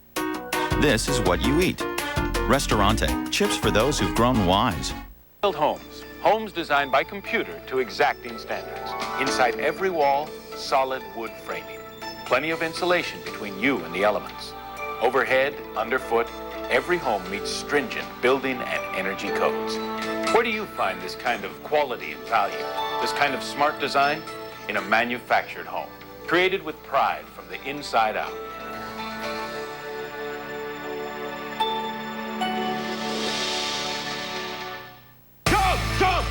Who's talking then? Negotiator? No, talking to Mike. Dorrigan? Oh, this guy's chop suey. The executive producer of Homicide and Oz would like to welcome you to The Beat. I am done with this white trash excuse for a police department. I gotcha. When they're off duty, things get really out of hand. Oh, my. You're home early. The Beat. Premieres Tuesday, March 21st at 8 on UPN 9. The Northland Ford Intermission Report, brought to you by your Northland Fords. Chris Kirky got Edina on the board in the first minute of the second period, but Mitch Froker tied it up, and we should have a fantastic third period of play here on quarterfinal Thursday. The winner will take on Duluth East on semifinal Friday at the Target Center in the 7 o'clock game tomorrow night. Welcome back to downtown Minneapolis, everybody. I'm Jeff Grayson, and this is the Northland Ford Intermission Report. This is the second straight year that the Boys State High School Hockey Tournament has been here at Target Center. Of course, the old St. Paul Civic Center was torn down to make way for the Minnesota Wild's brand new arena. We look forward to being in St. Paul at this time next year for the 2001 Minnesota Boys State High School Hockey Tournament. Vanessa Hughes reports on the first Wild season ticket holder, Minnesota Wild that is, first Wild season ticket holder and their seat. There you go, big guy. Thanks. Congratulations. Congrats. Thanks, Dad. Enjoy it. Thanks, Dad. With that, 29-year-old Rob Ethan officially becomes the Wild's #1 fan. Then the seat selection. This is the end where we shoot twice, is that right? That is correct. Okay, then we're thinking this would be a great place to sit right here. Coming, guys?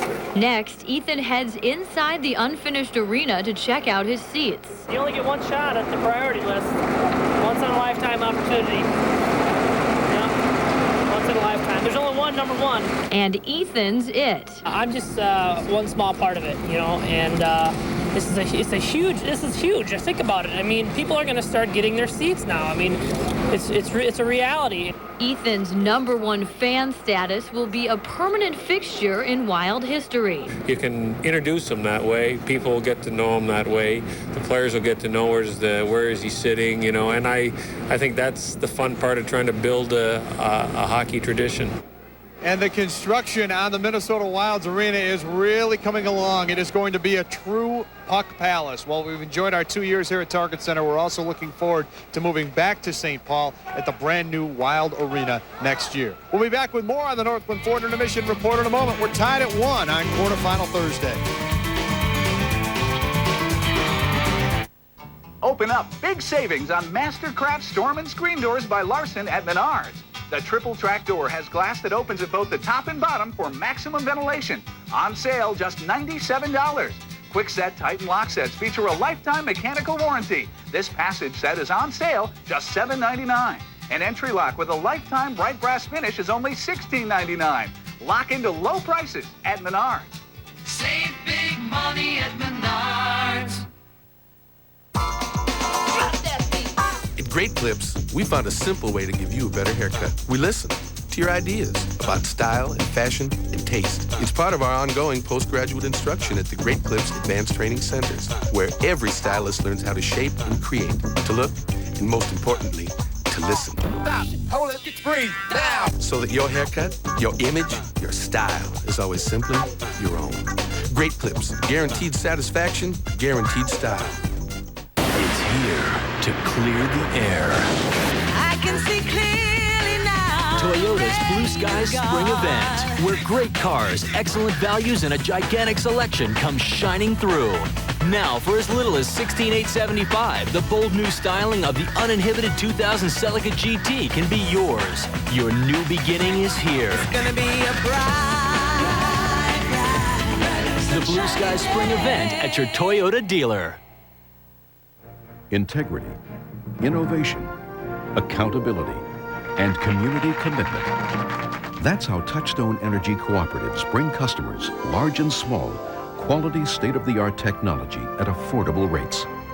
Touchstone Energy Cooperatives already serve millions of businesses and homes all across America.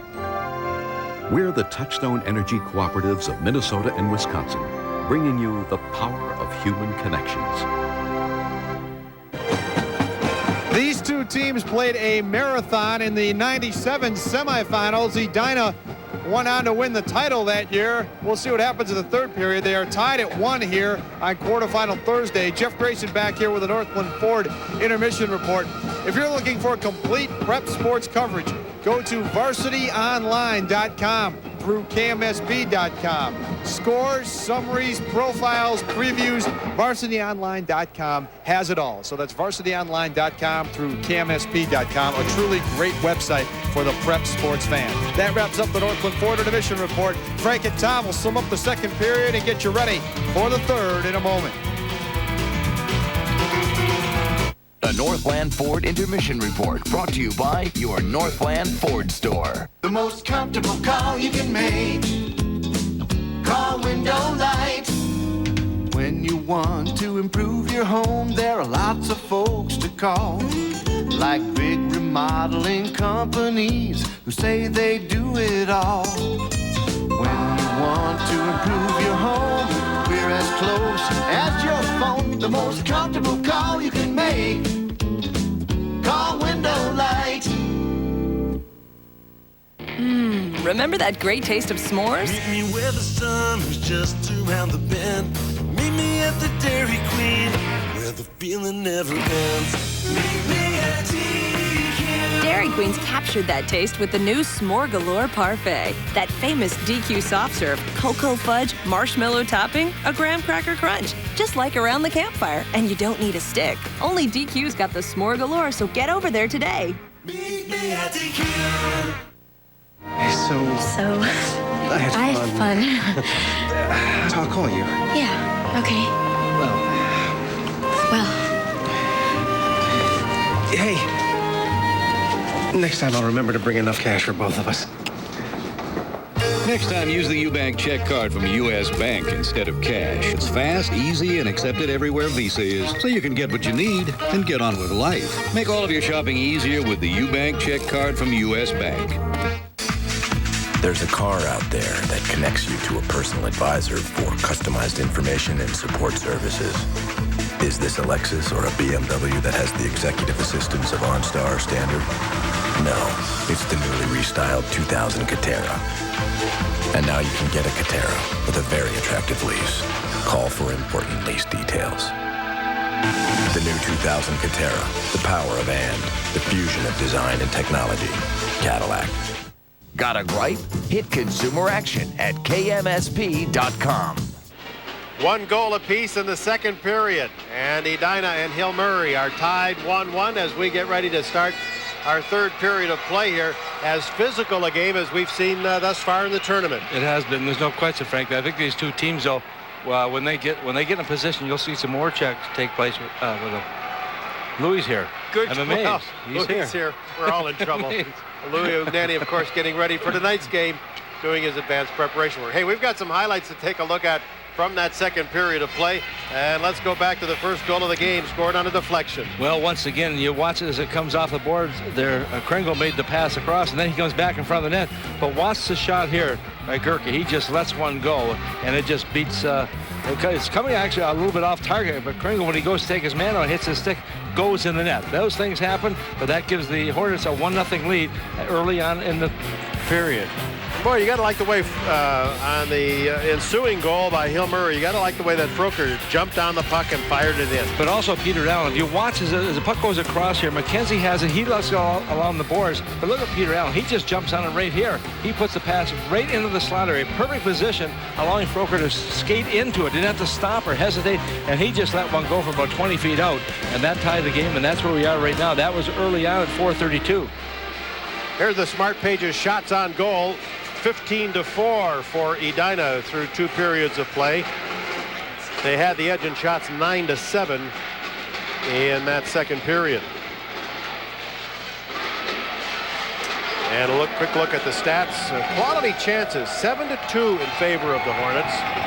And the Pioneers, two quality chances, both came in the second period.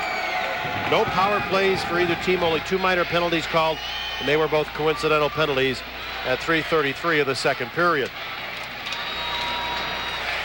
And from center ice, it is shot in the zone by Edina's Adam Becker.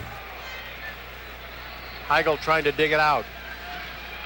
Getting some help there from Adam Becker. Pioneers break it to center on the far side. Dan Carlson trying to get around Wetterlin. Nearly does. Centers it right in front. And a big save by Capson. Huge save on Andy Nolan. Puck goes to the corner. Toll is trapped. Gerke has trouble. Toll reaching out to knock it free. And a long shot from the point goes wide of the target. Up on the near side of the rink, Becker delivers it to Heigl at center. Might be a 2-on-1. Heigl pulls up, trying to center it, and a good defensive play by Kringle. And the goal dislodged considerably from the net, and a face-off will be coming up again. Well, the Pioneers coming up very early, trying to get something going on the opposite end in this third period. Dan Carlson really controlled the puck coming in over the blue line.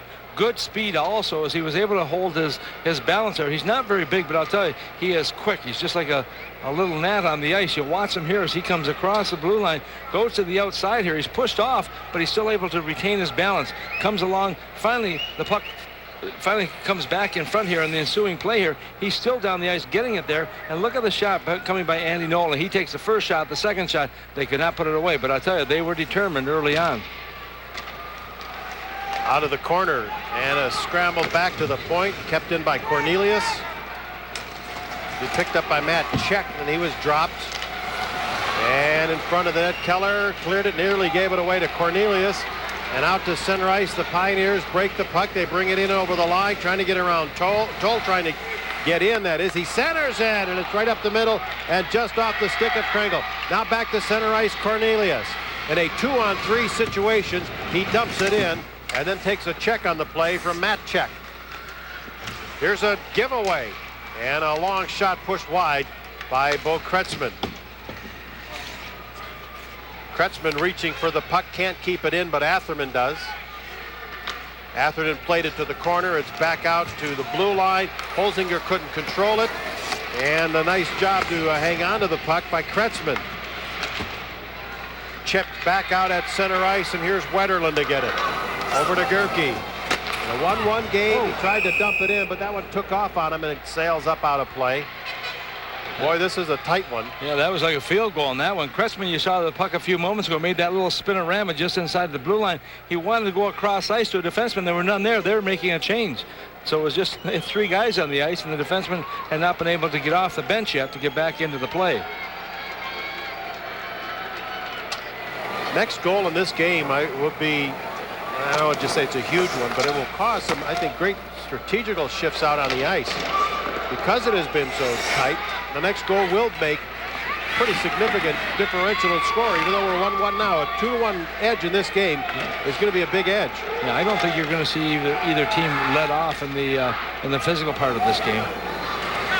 Even after a goal is scored? Yeah, I think they'll still continue to play the same way. I mean, it's been a very close game here, and I think they'll both continue to use that body. They'll be very smart about it. I don't think they obviously don't want to spend any time in that penalty box, and that's been pretty evident in the fact we've only had 2 penalties, and those being coincidental penalties in this hockey game.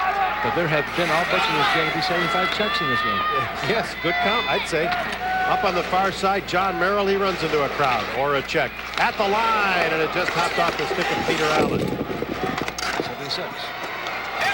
Here at center, Budish flips it in, it goes into the corner. Up off the far rail, and John Merrill coming in for it. We're told that Andy Fisk has a thigh bruise, that they were hoping that he would come back and play.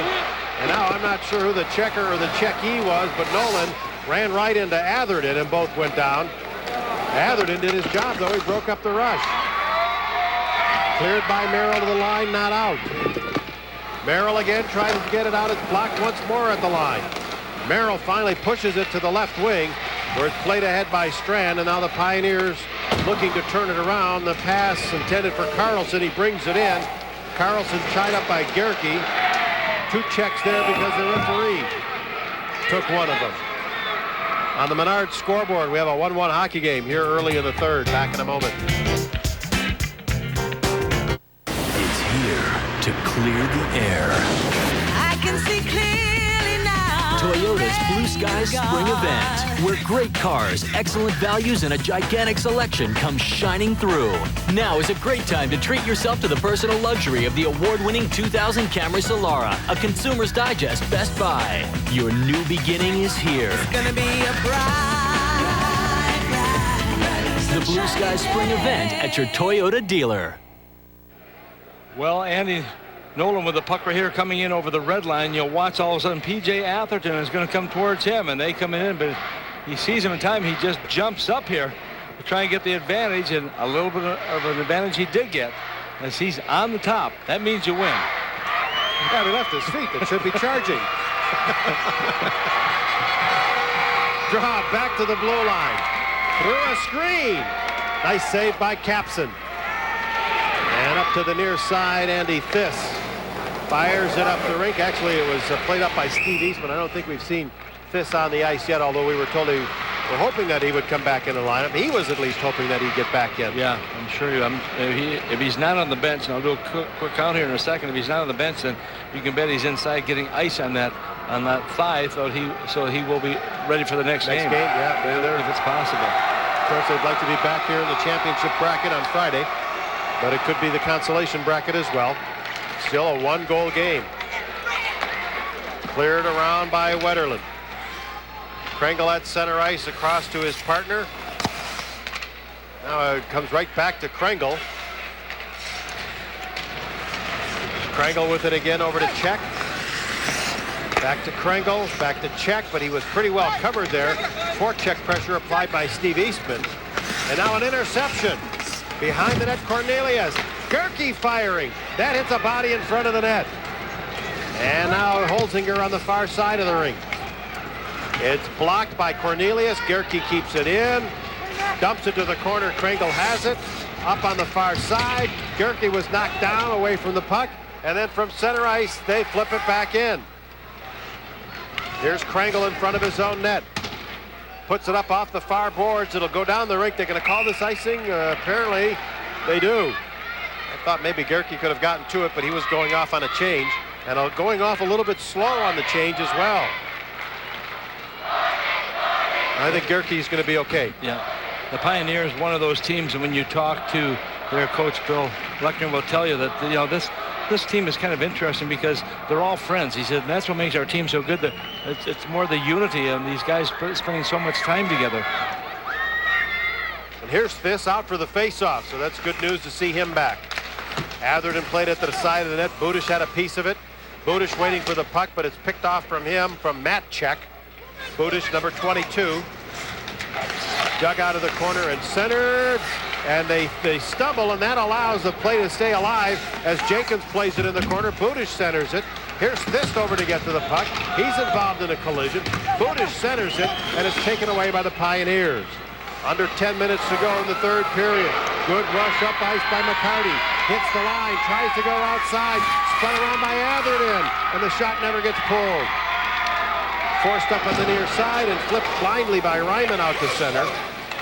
And controlled again by McKenzie, by Czech, who dumps it in. And I'm not sure what happened there, Tom. The long shot just hit the outside of the pad of the goaltender Capson.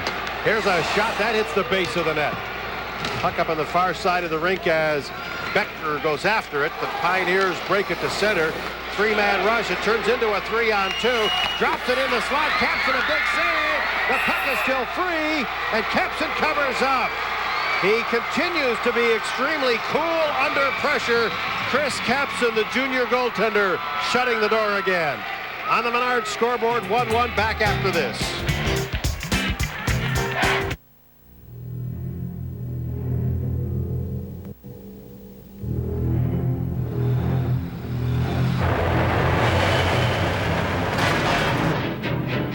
A David in a world of Goliaths. Chevy Malibu. With an awesome V6 standard, it has power you can depend on.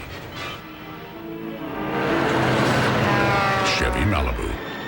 We'll be there. Well, the Pioneers coming close once again. Davis had an opportunity to clear the puck, could not do so, but I'll tell you, Carlson comes in there and he's got some pretty good wheels. But it's frustrating, I think, for some of the players too, because they make such good plays getting the puck all the way down the zone, then can't pull it clear to get the shot to the target. The puck turned over a couple of times in a matter of seconds in the slot. The Pioneers are becoming stronger and stronger on the puck as this game goes on. Long shot and a skate save by Capson. And a giveaway right up the middle. Finally dug out by Heigl. He gets it as far as center ice. It's knocked down again at center by Czech. Turned around by Gerke. His pass is picked off. And now here's Atherton to get the loose puck in the middle of a line change. Gets it in over the line. And back to grab it now will be Czech. Gets it off the far rail. Atherton for the Hornets. And both teams continue to change as Cornelius brings it in. He's stripped of the puck, and here come the Pioneers, 2-on-2. Brought in by Holzinger, shallow angle, shoots it wide. Off the stick of the player Schillings. Back to center ice. Ciccone having a little problem with it. Actually, that's Froker. Glove catch now made by the goaltender. And Edina's John Merrill a bit trapped there. Hatherton will have to help him out. 7.5, swing and a miss. And then he tripped up his man. That was Holzinger. And that may have saved the day. Long shot wide of the mark by Froker. And it comes back to the boards again. This is Kretzman. Left side to Cornelius. Back for Kretzman. It fails to click, and it's brought out to center ice by Holzinger. He's knocked off the puck. 2-on-2 as they bring it into the centering pass, broken up by Wetterlin. Cornelius in the corner. Takes a look, lobs it in the air. It's knocked down at center ice. Played back in the zone by Peter Allen. Shot around by Merrill. And that one takes a funny hop. It gives Wetterlin fits.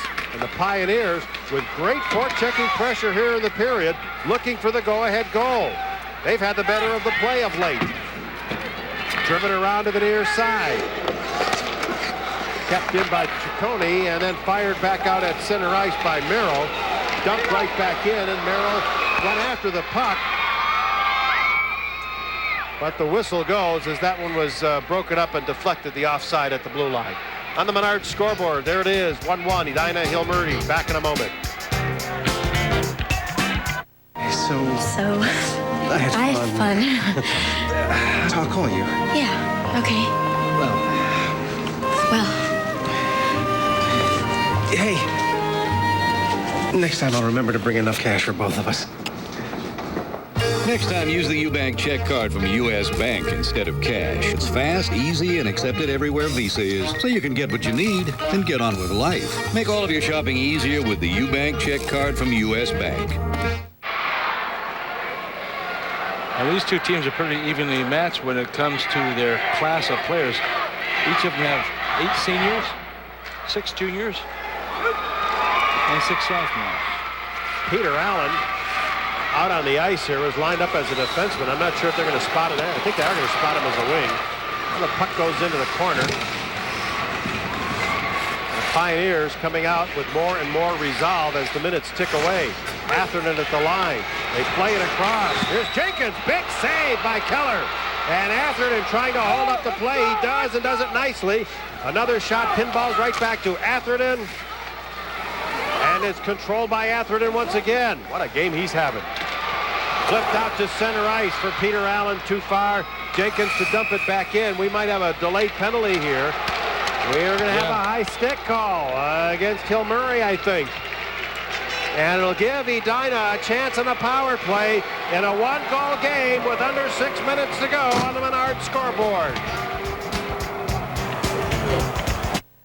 NHL hockey is coming back to Minnesota, and KMSP UPN 9 is the proud broadcast home of the Minnesota Wild. Well, this could be a big power play for the Hornets right now. Kringle is called for high sticking. Atherton checked him just inside the blue line, about 15 feet as he skated away. Kringle came down with the stick over top of the helmet, and as a result, he picks up that penalty. That coming with just 5:44 to go in the third period, and we're tied at 1 apiece.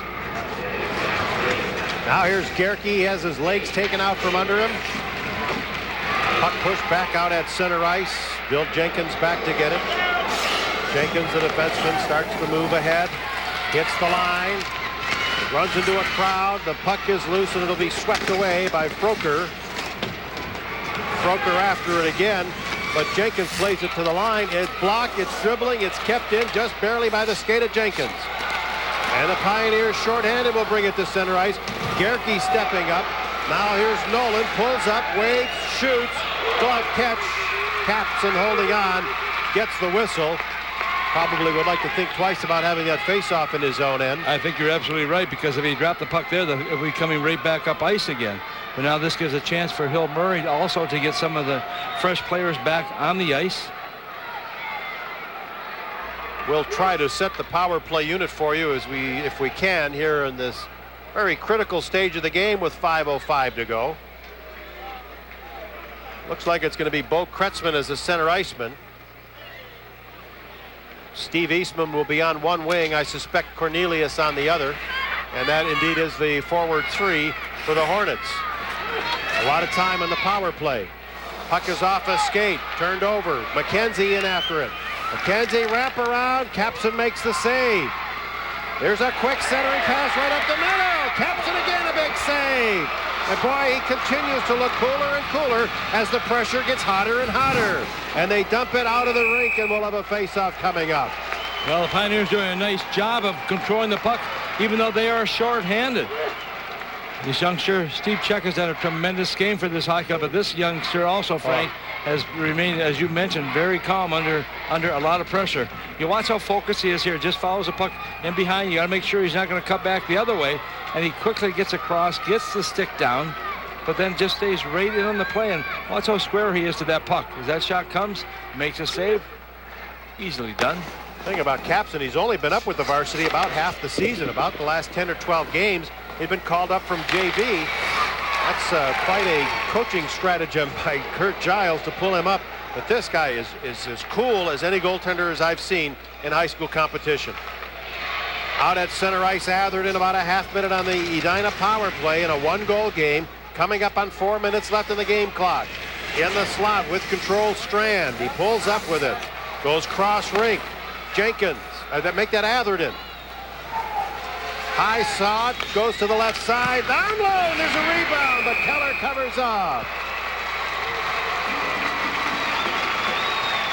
Well, they were patient with their chances, and they nearly got it in on the rebound as well. Well, they were making sure when they made the passes across that they were just tape to tape.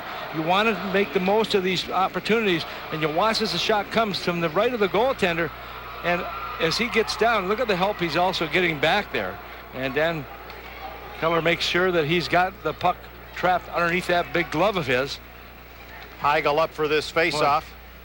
And that's concentration, too. When you've got that much traffic around you and you're worried about where the players are, you really have to know where that puck is. Right in front of the net for Strand, and then he is tackled. And finally it's covered up by Dan Keller. Well, Scott Strand standing right on there. He's the leading scorer coming into this contest with 18 goals on the year, but I think he'd like to have another opportunity with that again. And once again, the goaltending has been very strong on both ends of the ice. See the pass coming across from Becker. I think these guys have done that little trick before. Draw to the Pioneers. They are starting to win most of these faceoffs now. Puck is shot down the rink. The penalty to Kringle is over. 3.5 minutes to go here in regulation. The forecheck pressure applied by Toll. I think I've got the right number, but then again today we really can't quite be sure who's out on the ice. Heigl drops it back. Here's Becker moving in, and a big save made, but the rebound went just wide of the net. Now Gerke tried to put it in on goal, but it's intercepted, and the long pass gets through everybody. They're going to wave off the icing, and that's the right call. Ryman back in his own end, out to center ice, and it's tipped by Becker in the zone. Back to pick it up now is Jim Jensen. Cross ring pass at center ice, and it's tipped in over the line by Amon. First man back to the puck to get it is John Merrill, the defenseman. Up on the left wing boards, and a quick right wing pass to center ice. Here comes Budish. Great move, and the puck just out of his reach. Now a quick centering pass on the side by This, and it was broken up by the goaltender, and here come the Pioneers. But Atherton steps up and breaks up the rush. And now in the turnover at center, This knocks his man down. He checks Schillings. And Atherton's pass to the right wing brought in by Budish. Nice play. This drops it back. It's still loose in the slot. Then finally off a skate, and the Pioneers with 2.5 minutes to go bring it ahead. Atherton trying to shut down the rush. McKenzie in the corner with the puck. His centering pass is blocked. It's cleared up on the far side and back out at center ice where Czech will track it down. From center, Kringle hits the line. Pulled the trigger, but the shot was blocked, and then it's dumped down the rink by the Hornets. There is going to be icing here. Shot down the rink by Merrill. He might have been at the end of his shift and wanting to get off as he hobbles to the bench. There's the Menard scoreboard. What a thriller. Back in a moment.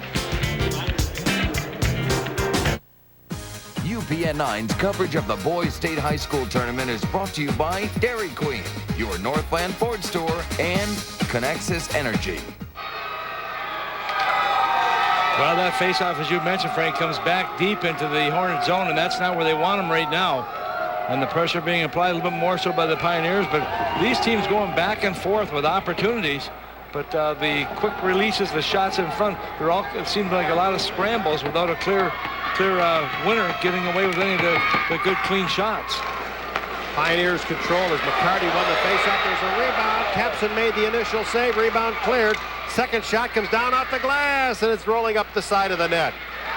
Gerke tried to put it off the glass, and it leaves the rink, and I hope they were alert there in the student section. Well, most of them were. Yeah, well, are you saying one of them will not see the end of the game? No, everybody's fine. Minute 48 to go. Another critical face-off. McCarty comes in for the draw. It's poked back to the line. They float a shot. That was deflected into the corner. I think it came off an Edina stick, and now Capson cool again, and he holds on. His coolness helped them win the section championship game against Eden Prairie. He made 2 incredible saves in overtime before his teammates were able to win it. And right now the Pioneers are just shooting from every place they can. That last shot coming just at the side, from the side boards, and of course they're going to take every chance they can just lay that puck towards the net. Capson with the shutouts this year over St. Louis Park twice and Hopkins. A blast from the point. He went after that one, and it might have been wiser to let it go. It just dribbled off his glove. Here's a tip-in, try in close, and it goes into the corner. Pioneers with almost all of the pressure here in the third period. A blast from Kringle, and it's turned away and hit the post on the far side. Heigl gets the puck. He was tripped up and still gets it out to center ice with about a minute 12 to go here in the third period. Heigl at center. Off his stick, and from center ice, dumped in now by Strand. Gloved by the goaltender Keller, and he leaves it at the side. There's the 1-minute announcement. A block at the line by Ryman. He centers it. Ryman shoots it. Keller the save. Will there be a wraparound try by Becker? No! Keller there to smother it. Oh, what an effort. Good effort by Adam Becker. Had the puck in behind the net. Tried to get it out in front, but once again, Dan Keller does a nice job of coming from one side to the other. You watch here. You want to get in position. Becker brings the puck out in front. A little high stick there, looked like also, but Heigl was in a position trying to move into where that puck was going to come. But watch here as he comes down. There's the little slash at the side of the head. I think that was inadvertent. And a little bit too late there. Kretschmann against Holzinger from the faceoff, and the shot goes just wide of the net. Puck played up on the far side. McCarty can't. Oh, he does get it out at center. Then it was knocked away by Wetterlund and loose back into Pioneer territory. Gil Murray with so much of the pressure here in the period can't handle the pass at center. And in the exchange between the blue lines, who will get control? It's brought ahead by Holzinger. He shut down on the line, trailing the play was Schillings, and his shot goes high. They chop at the puck on the near side. Wetterlund still got it out. Down to 14 seconds left in regulation play as Wetterlund plays it in. It's laid over to the side for check. 6 seconds on the clock. Out to center in a tie game, and overtime is a reality.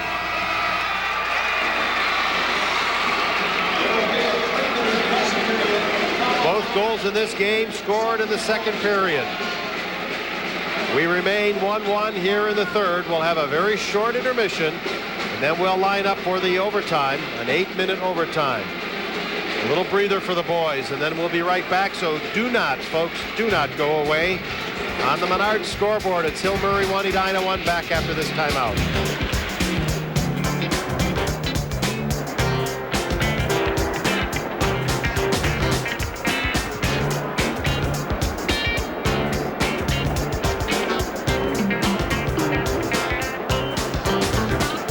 By leasing, it'll give you a lower payment. I don't know. A pickup? Julie, that's a really low payment. How about a test drive? I'm driving. Check out the 2000 Ford Ranger with switch-on-the-fly four-wheel drive, easy four-door access, V6 power, and a lease payment of just $139 a month. We'll take that one. Test drive a Ranger at your Northland Ford store. Remember that great taste of s'mores? Meet me where the sun is just around the bend.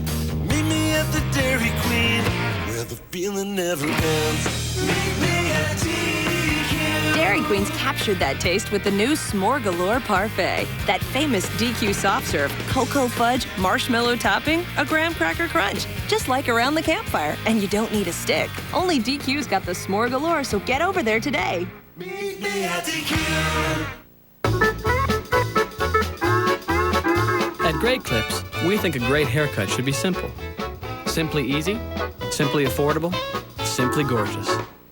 That's why every Great Clips stylist receives ongoing training from the finest instructors in the business. It's where they learn the hottest styles and latest techniques.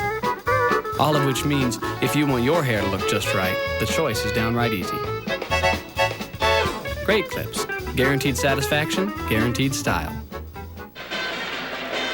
The defenseman from Edina, Gerke, and Froker from Hill Murray each have a goal in this game. They were both scored early in the second period. And those are the only two goals in a very well-played game. Yeah, it has been. I mean, goaltenders have come up big when they had to come up, but it has been a very solid physical game. I know whoever wins this game today will feel the effects of that tomorrow, depending who their opponent is going to be. But nonetheless, you've got to win that first game to advance, obviously, in the championship bracket.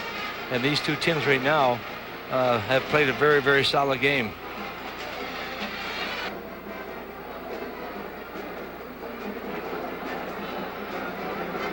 The Edina bench and Coach Kurt Giles there to the right and standing. He seems loose. He is loose. He's laughing. What's he saying? If you guys don't win, you're walking home. All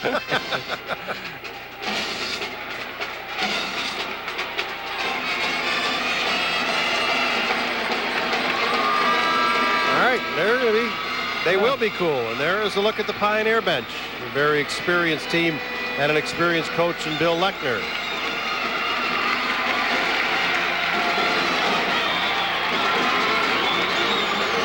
Heigl's line looks like it's getting ready for the face-off with Strand on the left, and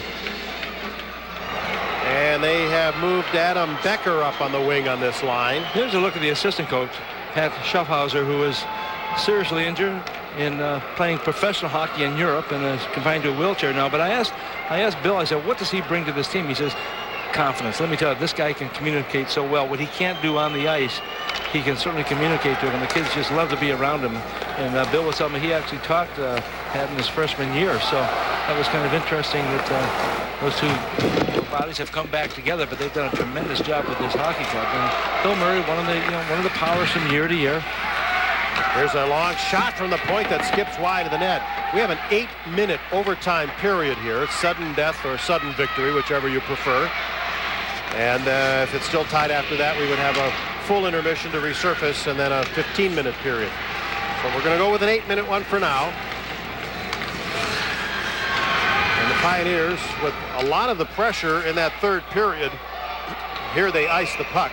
Yeah, and this is where it gets critical. This is where you cannot afford the luxury of just giving that puck up. And now they're going to call that as not an icing, and so the face-off will come back to the center ice area. So it was touched, and it was not picked up by the officials. You know, I thought most of the pressure was by Edina, but Bob Schauer, our statistician, has quality chances here at 3 each. Yeah, that was in that period. Yeah, I would have to say it was pretty evenly played on both sides. Shots on goal were 20 to 22 in favor of Hill Murray after the 3 periods. Up on the far side, and Cornelius lets it come through. Dumped back in. Atherton, I think he's had a very good game. Brings it to center. Number 20, P.J. Atherton gains the zone, runs into a check. Puck back behind the net, and they lay it into the corner now. Matt Check trying to play it around. It's turned over. It's centered, and Atherton got a piece of it, but not enough to control. And finally, it's dumped right back in by the Hornets. And back to pick it up will be Matt Check. He gives it away. Right in goal. And Keller, a big save. And he holds on for dear life, hoping that that puck will stay between his pads. Oh, boy. What an opportunity for Bo Kretzman. Well, he certainly had the opportunity, Frank. The puck came right onto his stick. He was, I think, more surprised than anyone. He let the shot go quickly, trying to beat the netminder Keller, but he could not get it behind him. And Keller does a nice job here once again. And even though your team has the puck in your own zone as a goaltender, you've got to be ready. Notice how he moves right out there. He's at the edge of the crease there. The shot comes back in the V, and it's pretty well locked underneath those pads right now. Boy, I wish we could tell you who the defender was going. Gave up the puck, but then came back to screen it. Looked like it might have been Peter Allen. Now the Pioneers, a possible two-man break. Oh, no penalty. Loose puck bouncing in front. The backhand blocked away by Capson. Oh, how there was no penalty on Gerke at center ice, I don't know. Kringle back out at center. Up on the far boards, it got out of the reach of Heigl, and now brought it back in by the Pioneers. That shot goes wide of the target, and it'll be cleared away by Wetterlund. Heigl goes after the loose puck now instead to center. Here's a 2-on-1. Budish playing it ahead. Heidel looking for Budish in front of the net, but he couldn't get to the puck. And Kringle back to get it. Kringle gives it away. It's turned over. And finally controlled by Ryman. Budish in there as well. Ooh. And Heigl trying to pry it loose. Budish gets the puck. Puts it to the base of the net. And again, the Pioneers with some speed. A lot of legs left here in the period. Bring it in. And a long shot taken by Steve Check is off the leg. And now he'll go off on a change as Merrill goes long to center ice with a pass. In over the line for Becker. Becker is jammed off the play and chased outside by Froker. Picked up on the far side now by Strand. And Atherton back out at center. Looking for Merrill. In overtime here at Target Center in this second quarterfinal game of the afternoon. Far side of the rink, it's driven right back around by Kretzman. Becker behind the net, couldn't get it in front. It was broken up by Holzinger. Holzinger gets a piece of it. Now cleared up to Merrill, who shoots. It's deflected. Picked up in the slot. They go back to the line for Gerke. And now for Merrill moving in. Merrill dives to go down. He takes himself out of the play.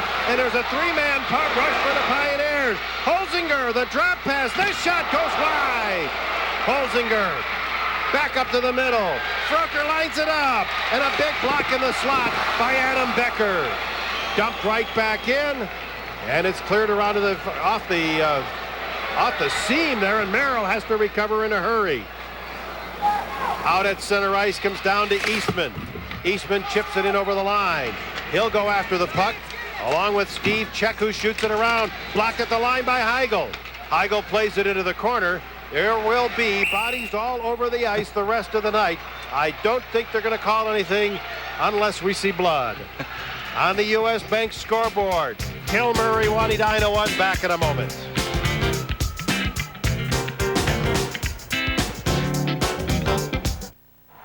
NHL hockey is coming back to Minnesota, and KMSP UPN 9 is the proud broadcast home of the Minnesota Wild. Well, you be the judge. Should this be a penalty? Watch right here. Little tackle, pull down. Oh, I don't think there's any question. Gerke got away with one. And had they blown the whistle, we might have said, you know, that was a good penalty to take because it would have been a 2-on-1 the other way.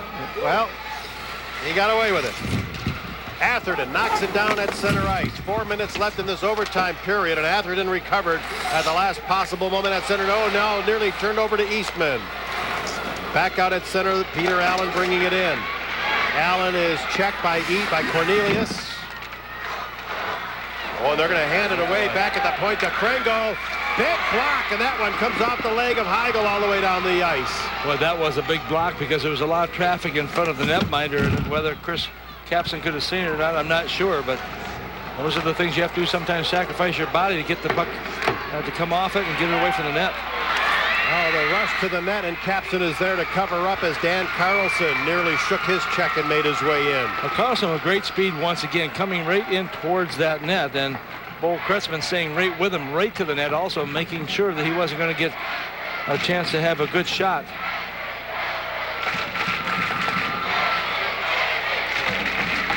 Watch here, just coming off the fireboards. Control is the key right here. He breaks in and Kretschmann with him all the way. And once again, Capson just able to very calmly grab on. Draw to the Pioneers, back at the point, Froker. And over to get it now, Gerke. Gerke in the corner. On the far side, Ryman. Dribbles to the line, it's out of the zone, and back at center. Dumped right back in. Wetterlund tries to get it right back out. There to pick it up is Check.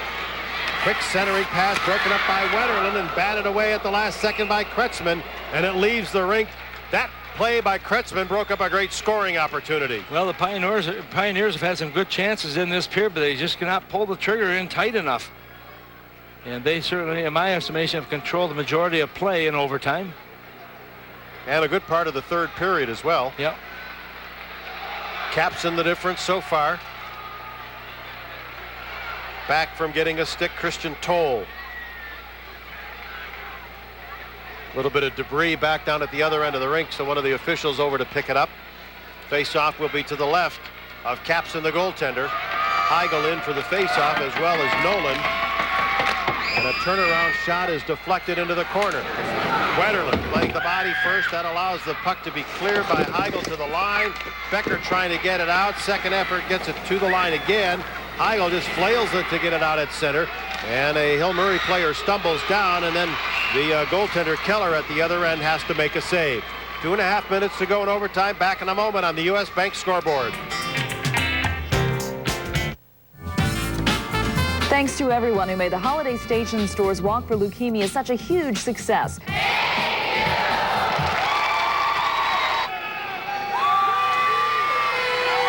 Well, 2:37 remaining in the first overtime here. Shots right now, 24 by Edina, 22 by Hill Murray. Heigl and Holzinger on the face-off. Heigl wins the draw. Atherton moves in. Slap shot takes off on him, and it goes out of the rink.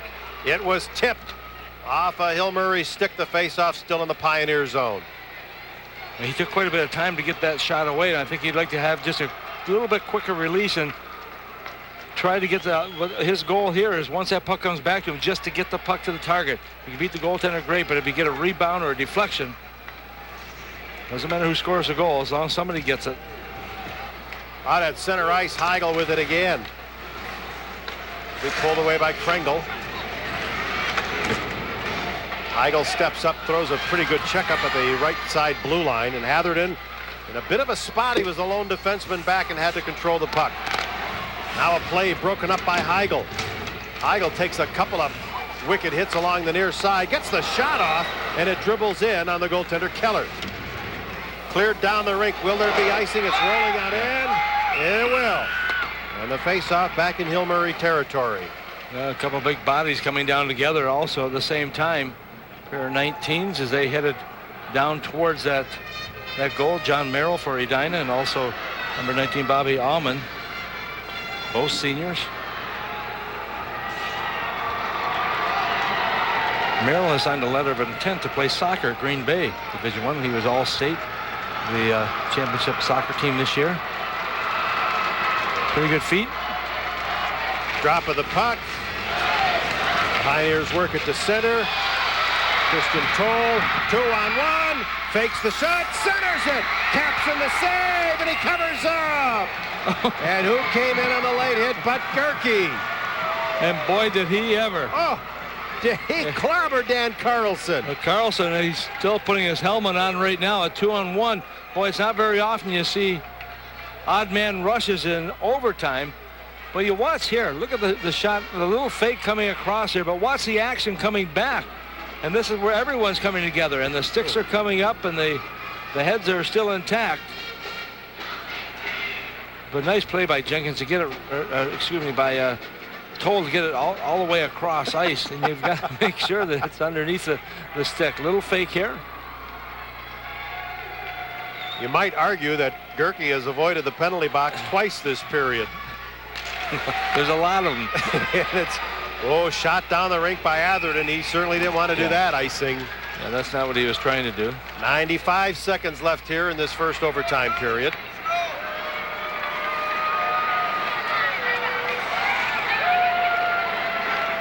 Bob Anderson getting ready for this face-off for Hill Murray. And the face-off circle, however, will be Bo Kretzman. Team's leading scorer with 33 points coming in. Draw to the Pioneers. Screen shot, glove catch by Capson, and he holds on. He has been good. Yeah, he has been. Quick break on the U.S. Bank scoreboard. Back after this. Get a raw deal? Hit consumer action at KMSP.com. Minnesota 9 News is ready to help you out. Consumer action only at KMSP.com. 1:30 to go. First overtime. Will we see 2? Will we see 3 or 4? Up on the far side of the ice, back at the point, it's blocked, it comes loose. Pioneers work at the center, now in over the line. Bob Anderson brings it in. Anderson trying to get around the check of Steve Check. He's knocked down.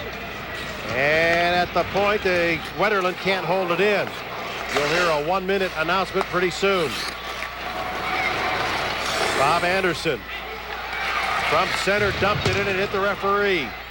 1 minute. And less than 60 seconds to go as Wetterlin plays it in once more.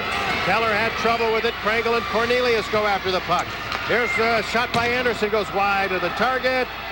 Pioneers pick it up. They look to the long pass at center. 1-on-1. And a good defensive play by Gerke to knock his man down, and Wetterlin has the puck. Wetterlin out to center ice. It was intended for Budish. It doesn't work. Back to pick it up now is Steve Check. Holzinger can't control it. Steve Check from center dumps it in. Actually put it out of play. Dumps it into the stands is what he did. That'll bring the face-off in the neutral zone. 27.1 seconds showing on the clock right now. Steve Check headed to the Air Force Academy to play hockey next year. Some other larger D1 programs had asked him about playing a year of junior. He said, nope, I need to get on with my education. So he's going to Air Force Academy. Kind of nice out there, too, isn't it? Well, as long as you can put up with the humor of Frank Serratore, you'll be in good shape. Long shot and a stick save made by Capson, but it was offside at the blue line. Frank's probably watching this game someplace. I hope to see him this weekend. I hope he'll come down to Colorado Springs. We can say hello. He, of course, is the coach at Air Force Academy. Face off just outside the blue line. Heigl is there. He's had a very, very consistent game, as had Holzinger.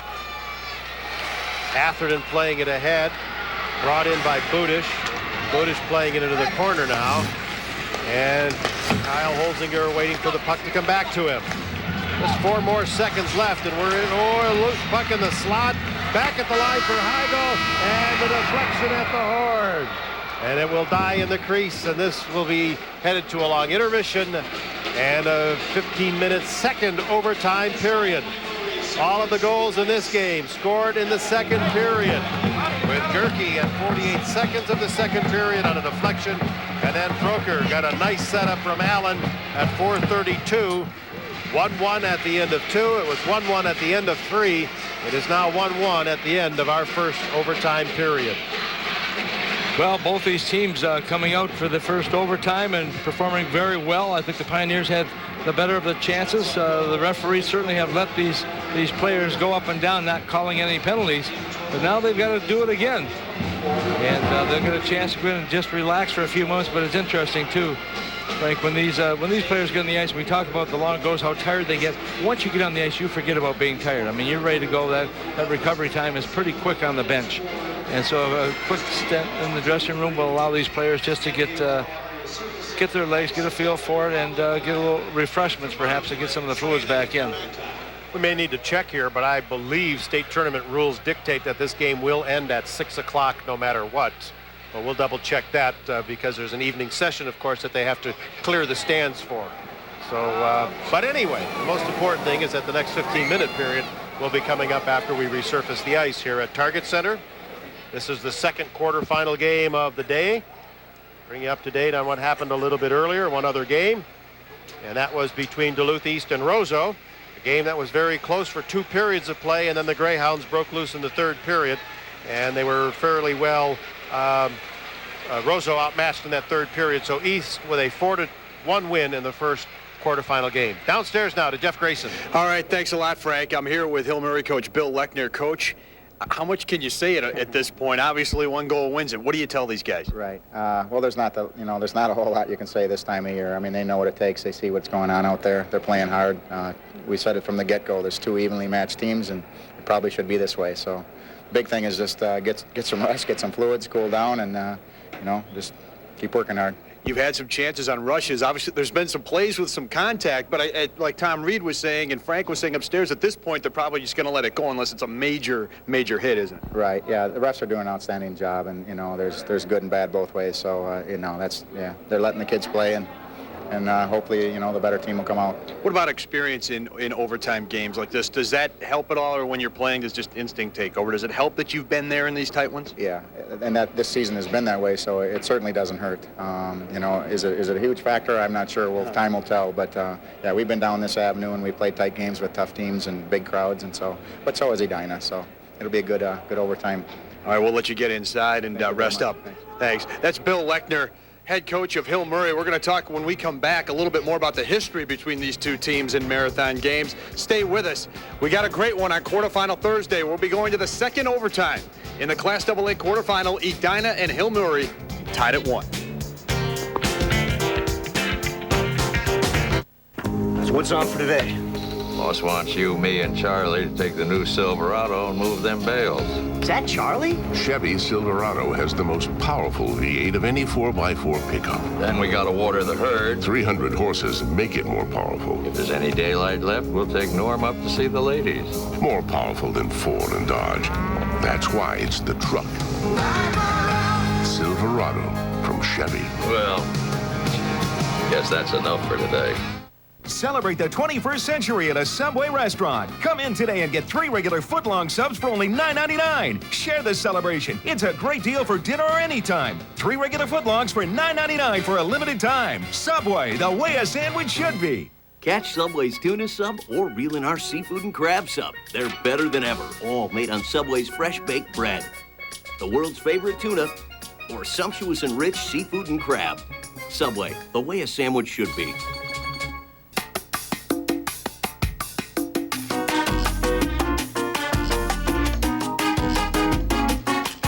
This is who you are. This is what you eat. Restaurante, chips for those who've grown wise.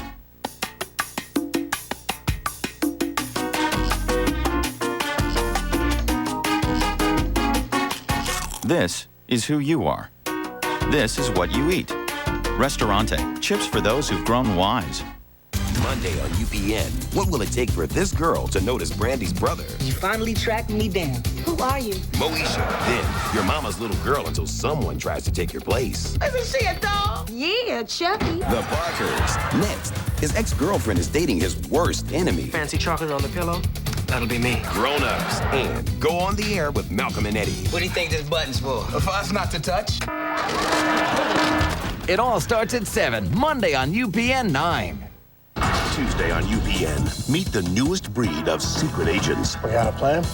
Working on it. Sexier. Wouldn't you just love to train her? Mm-hmm. Stronger. And always ready for action. Imagine what we can do together. An all-new Secret Agent Man. And 10 of the season's best stunts packed into one unforgettable hour of action.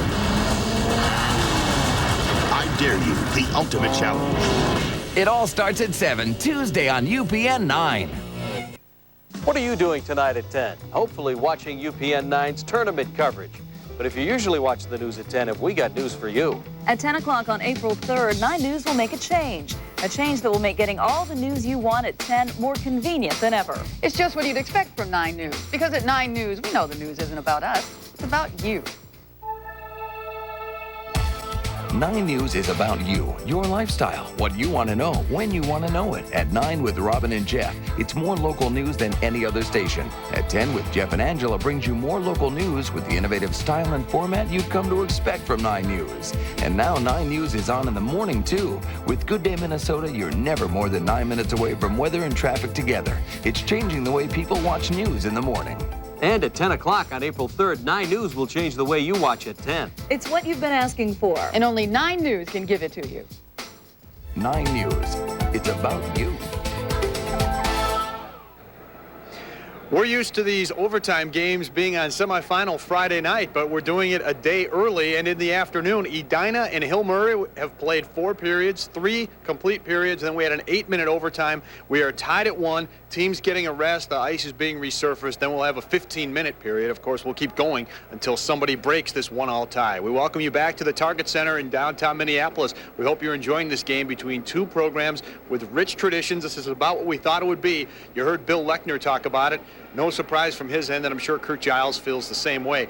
There's some history between these 2 teams as far as overtime games in the playoffs. Maybe I shouldn't have mentioned it a few periods ago, but in 1997, Edina and Hill Murray played. So the seniors on each team were freshmen then. Perhaps some of them suited up. Maybe a few more were watching in the stands. In 1997, they played in the semifinal. I believe it was a 4 overtime game. I know Edina won that game, the semifinal game, and then they went on to defeat Duluth East the next night on a Saturday night at the St. Paul Civic Center, 1-0 for the 97 title.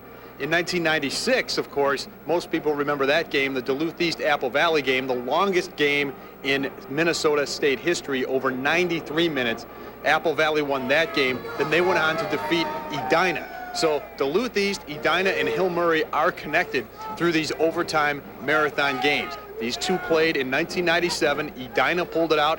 Hill Murray, perhaps some of the Pioneer fans are thinking about that one. So I don't know about these players per se, because it was 3 years ago. Those who are seniors now were just freshmen back then. But what we've found in our history in about the last 5 years is as grueling and as long as these marathon games are, oftentimes the winner goes on to have success. It doesn't wear them out, it spurs them on. We'll see what happens. We'll be back with more as we get you ready for our second overtime. Frank and Tom are getting a taste of this long duty here. We'll be back with more in a moment. Edina and Hill Murray in a great one, tied at 1.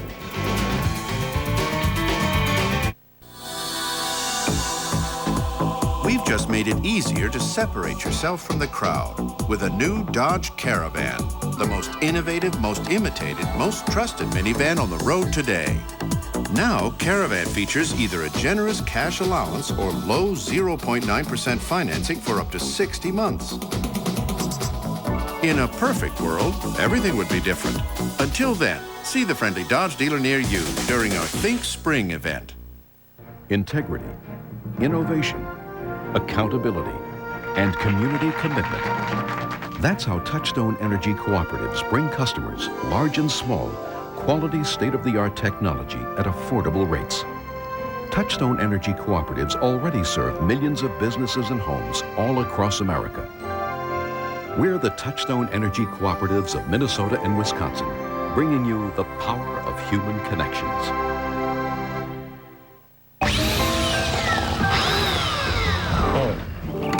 Hi, I'm from Connexus. How did you get in? That's what we need to talk about.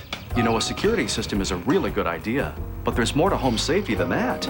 At Connexus, we can show you how to protect yourself from fire, carbon monoxide, power surges, even dust and pollen. Marcus. Connexus, you're getting more from your community energy partner. It's here to clear the air. I can see clearly now. Toyota's Blue Sky Spring Event, where great cars, excellent values, and a gigantic selection come shining through. Now is a great time to treat yourself to the personal luxury of the award-winning 2000 Camry Solara, a Consumer's Digest Best Buy. Your new beginning is here. It's gonna be a bright, The Blue Sky Spring Event at your Toyota dealer. Vanessa Hughes back here at the Target Center. I am with Carol Capson, mother of Edina goalie Chris Capson. And Carol, You've got to be a little nerve-wracked at this point in the game. Can you sum up your feelings for us? Well, I'm a bundle of nerves, but it's just an honor to be here. I'm really excited. I've got a lot of confidence in the team and my kid, and I think they'll do it. It's just a lot of fun. Certainly. Now, this is a great story. Chris started the season on JV. He's only a junior. Kurt called him up in mid-January. And look at where he is today. He's starting goalie for the Edina Hornets in the state tournament. How exciting is that as a parent and for Chris? Well, it's really exciting to see your kid make it when he's worked so hard to be there. And he's had confidence in himself all the way through the season. He just says, Mom, it's up to me. I'll take care of this myself. I'll get there. Don't worry. And, you know, it's so exciting to see your kid make a goal. Well, he's certainly doing well. It's tied at 1 after 1 overtime. We'll be back with the second overtime in just a minute. But first, we're going to check in with our broadcast team of Frank Mazzacco and Tom Reed. Guys? Okay, thanks very much. It's amazing she can even walk and stand straight. A mom of a goaltender in overtime. She's on a cloud right now. Just got to walk. There's a score, 1-1. It has been a very well-played hockey game. There has not been a heck of a lot of advantage in this one until, as we mentioned, latter half of the third and into the first overtime period, when Hill Murray started to crank up the offensive pressure just a bit. Yeah, they did that, Frank. And the one thing also is the fact that there has only been one power play in this contest. The officials have let them play. They could have called some things. They elected not to do that. But what it's done, it's brought a little more excitement into this game also. And these players coming out right now, you can bet the fluids are back in. The hearts are pounding perhaps a little bit more here, because the most important thing, you're thinking about winning, but what you're thinking is how to play sound defense when you've got that puck. You can't afford to give it up. You don't want to be the GOAT of a game. Those things are going to happen regardless. And so often what happens in overtime, a quick shot, something happens, a quick deflection, it's in the net. So they both have to be ready from the drop of this puck. And Edina is back on the bench already. We're still waiting for the Pioneers to come out here from Hill Murray.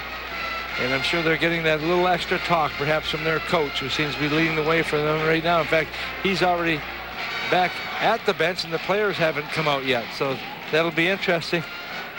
They may have had their own little talk amongst themselves as to what they want to do. You know, as we go to overtime, we've asked coaches time and time again, and they invariably say, you know, there's not much that you really need to say anymore. However, they are paid to say something.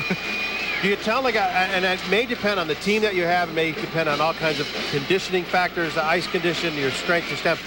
Do you go hard your first couple of shifts? You hold back. You play conservative. You go hard, you may get burned. Yeah, but you go hard from the drop of the puck. I mean, you've got to be smart about it, but you still have to play the type of game that got you to this point. I think both these teams have had the ability over the years, this year, to make some good things happen offensively. And so you want to keep in mind that is the same type of game that you want to have. Kurt Giles, a very conservative player. As you look at Bill Lechner, and I asked Giles about his coaching style and strategy. You're a very conservative, stand-up kind of stay-at-home defenseman. Do you coach your team that way? He says no. He says you go with the talent that you have. Yeah. If you have players with talent, you let them go. If you guys who don't have a lot of offensive skills, well, then you're going to be a little more conservative. You're not going to force them into being something that they're not. Well, as a coach, you have to be able to determine what type of players you have and who works well together, where the chemistry comes from line to line and player to player. And getting two players to play well together is a good mix. If you can get three to play together, that's a big, big plus. And so that's why you have some lines that, you know, you only see one or two guys that really contribute offensively, but you need that third guy there for whatever reason, whether it's to protect or to get the puck to the other players. But right now, these guys know full well that one mistake out here can be very costly. So you got to be ready from the get-go here and make sure you play very sound offensive hockey and not give up anything. Now the rush up on the far wing, a nice cut to the middle, and the shot right on Capson. He juggled it a bit, and the whistle goes long before it came loose, or shortly before it came loose, whatever. And early on, a test for the Edina goaltender again, and an injured player, a little bit shaken up. Yeah, he was. Sorry, that was Nolan, I believe. Looks like you're right. Andy Nolan, number 11, on their top line, the top line right winger. I'm not sure if he and Hagel came together. Someone came close to him. We'll see if we can pick it up. It'll be at the bottom of the screen. But watch right now as they come in. There's the play coming down. You can see where the netminder makes the play, and I'm not sure if we can see right down there at the bottom. He's down.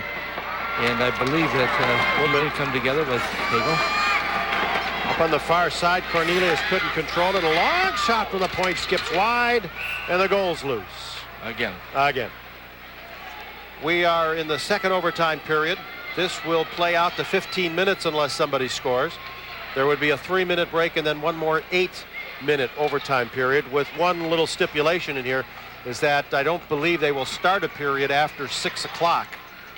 That because they've got to clear the building for the second evening session here tonight, which is scheduled to get underway at 7. Now back at the line, a long shot that takes off and comes down off the glass. Cornelius over to get it for Edina. Threads it ahead. It's tipped by Eastman. Eastman takes it deep, looking for Kretzman, and then he was checked off the puck. It's back to center ice, the Pioneers.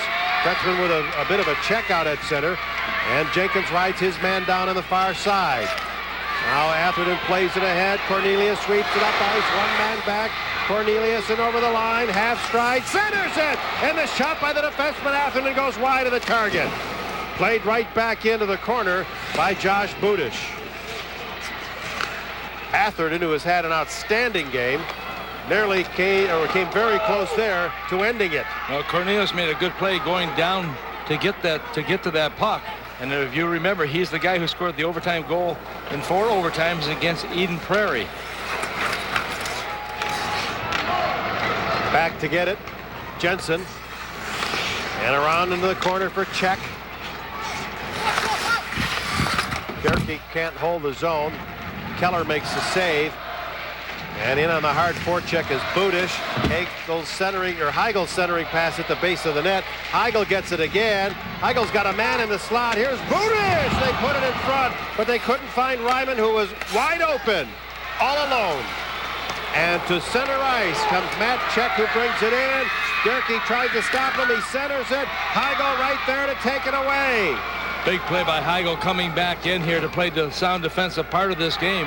And that's what I talk about. You've got to make certain that when you get the chances, you have to be in position to come back out to help out offensively and defensively. Long shot from center ice, I think, from Steve Czech, and it came in on Capson, and he had to make another save. And there will not be a hockey skills competition here at Target Center. I look at Steve Czech right now, the one of the captains on this club. And I tell you, he's had a very strong game for the Pioneers. These kids have they've put out all the way through here. Oh, look at Ryman. It's the third time tonight he's been alone in front of the net in a scoring situation. With the wrong kind of stick. He should have from the opposite hand. Capson making another save and a rising shot from the right point, holding on to that blast from Kringle, who probably has the hardest shot on this Pioneer team.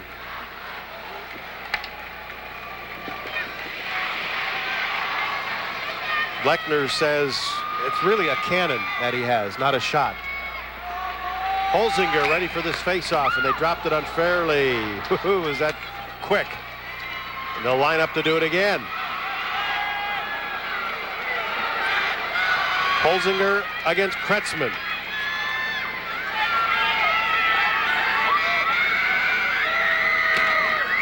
Draw to the Pioneers. A blast turned away by Capson, making the save on the long shot from the point. Now to center ice. Here comes Scott Strand bringing it in.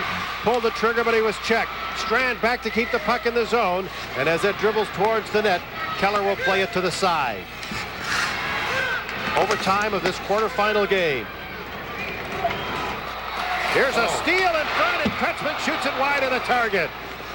Holzinger from behind the net, and Atherton back out at center to regain control for Edina. They work it back into Kretzman. Bo Kretzman, the junior, played it in. There's a centering pass, and a sprawling save on a close-in shot by Cornelius. And suddenly Edina with the chances. Merrill, however, can't hold the zone, and Atherton will go back to get it in his own end. Atherton has to slip a check, but he gives it away. That's centered, and Kretzman a good play to break up the pass. Atherton back once more. He's checked on the play by McCarty. McCarty behind the net waits for it. Tied up on the play by Kretzman. And the Pioneers dig it out. Back at the line to the point for the shot right on. There's a rebound. It's underneath Atherton, and they can't get the shot off. Now Allen in the corner. Allen lays it back behind the net. That's where McCarty is trapped. Turns the puck over, and it's shot down the rink. And it will be, however, icing against the Hornets.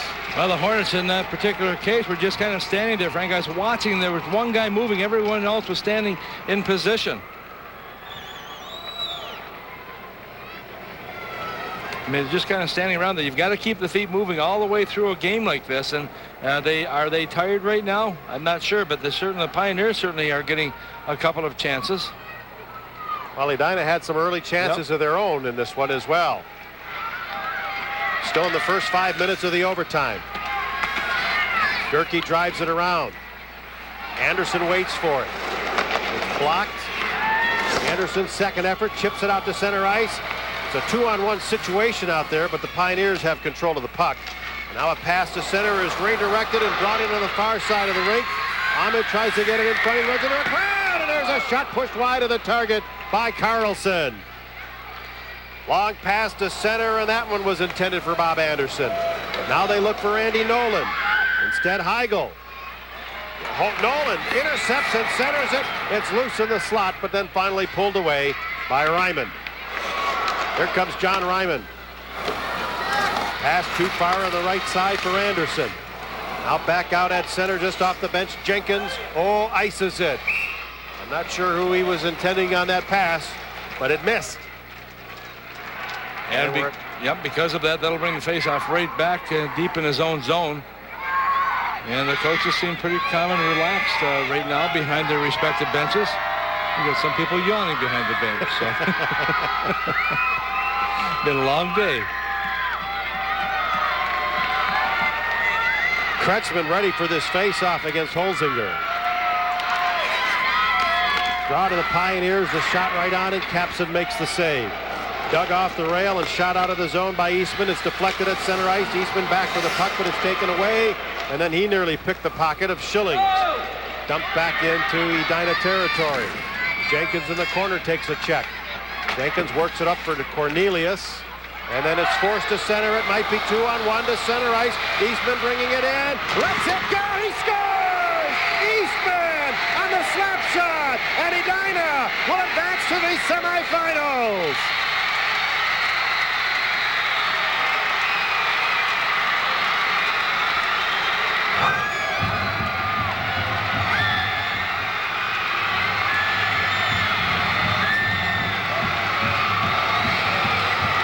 What a blistering shot by Eastman. Well, it was, Frank, and it was certainly labeled to go in the right place. He just came down, as you mentioned.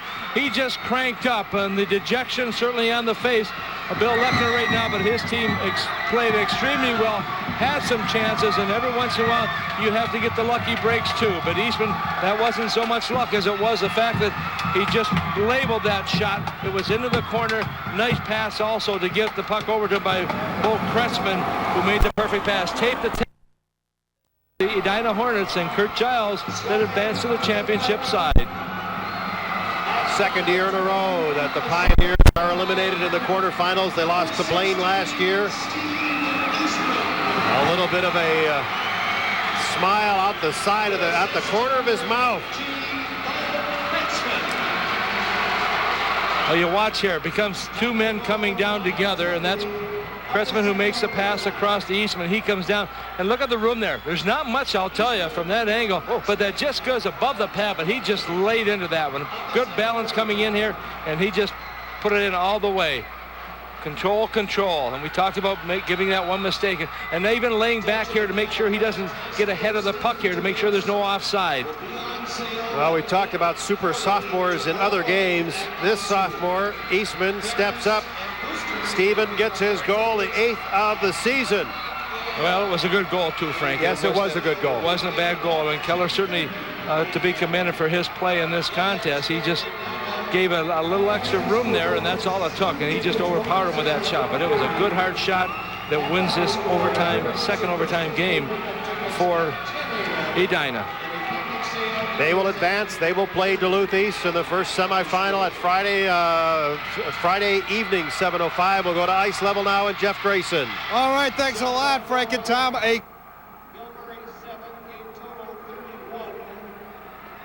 shots off the goal of 3, game total 28. Saves for Dan Keeler, game total 26. Well, unfortunately, our microphone has gone dead. We're sorry, Jeff. Get it back in a hurry. Well, if we can, but maybe you can get a couple of comments there from Mr. Eastman. We'll share it in a little bit. We'll take a quick break as we try to relocate a microphone that does work. We're going to do our best to talk to Steve Eastman, so don't go away. 2-1 the Hornets with the victory here in 2 overtimes. Back after this. Day 82. Coldest day yet. Even the dogs won't move. Contact and supplies are running low. I brought you some cookies and some nice hot cocoa. Bye-bye, dear. There are a few things you can always count on. The Go Anywhere Jeep Cherokee is just one of them. Lease a 2000 Cherokee Sport for $279 a month and get all this at no extra charge. Check one out at your Jeep dealer.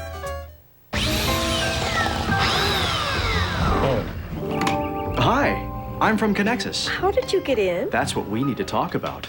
You know, a security system is a really good idea, but there's more to home safety than that. At Connexus, we can show you how to protect yourself from fire, carbon monoxide, power surges, even dust and pollen. Marcus. Connexus, you're getting more from your community energy partner. What's a meal to a kid? Something you have to eat to get dessert. But you've grown up. You actually look forward to a meal, especially one like Arby's Roast Chicken Club, with the goodness of slow-roasted chicken. That beats something fried and greasy any day. Plus lettuce, tomato, and pepper bacon for a taste so good, you won't care if there's no room for dessert. The Roast Chicken Club, only at Arby's. Now that your tastes have grown up. By leasing, it'll give you a lower payment. I don't know. A pickup? Julie, that's a really low payment. How about a test drive? I'm driving. Check out the 2000 Ford Ranger with switch-on-the-fly four-wheel drive, easy four-door access, V6 power, and a lease payment of just $139 a month. We'll take that one. Test drive a Ranger at your Northland Ford store. How does that song go? Peaches and cream, something about a dream, lips like strawberry wine. Sweet 16 birthday for number 16, Steve Eastman. You celebrated by getting the game-winning goal in double overtime. We tried to get you to talk about it before. Let's ask you again. Can you describe the shot that won it? Well, I just got a pass from Kretzman and just took a slap shot and hoped it went in, and it did, so it was fun. What was it like playing in this game? Obviously, two even Steven teams. Yeah. Steven? It was really tiring, and I don't know, we've been in shape all season, so it helps a lot, so. You're just a sophomore, but do you remember that game? You were in 7th grade the last time these guys hooked up in overtime like this? Yeah, I remember I was watching the game, and it was a lot of fun, so. How drained are you guys? We're pretty tired, but we'll be ready tomorrow. I don't know what it means, but Hastings seems to want you guys. Really? I don't know. They've got to get by Jefferson. Yeah, so that'll be fun, whoever we play, but. Congratulations. We'll let you celebrate. Thanks a lot. Steve Eastman with an Eastman Kodak moment, if you will, on his 16th birthday, gets the game-winning goal. 2-1 Edina over Hill Murray. What a game. Let's go upstairs. Back to Frankentown. Dramatic finish, to say the least. Thanks very much, Jeff Grayson. Our thanks also to Steve Eastman for sticking around for us and to celebrate a little bit. It was an extremely good goal. You really want to see a game played as well as this one and on a good goal. This one did. And you're absolutely right, Frank. And if you're the winning team, you don't care how it goes in. That's the most important thing. But I think from a fan's perspective, you don't want any one person to be a goat out there that have to relive that time and time again. But that was a good goal coming in here.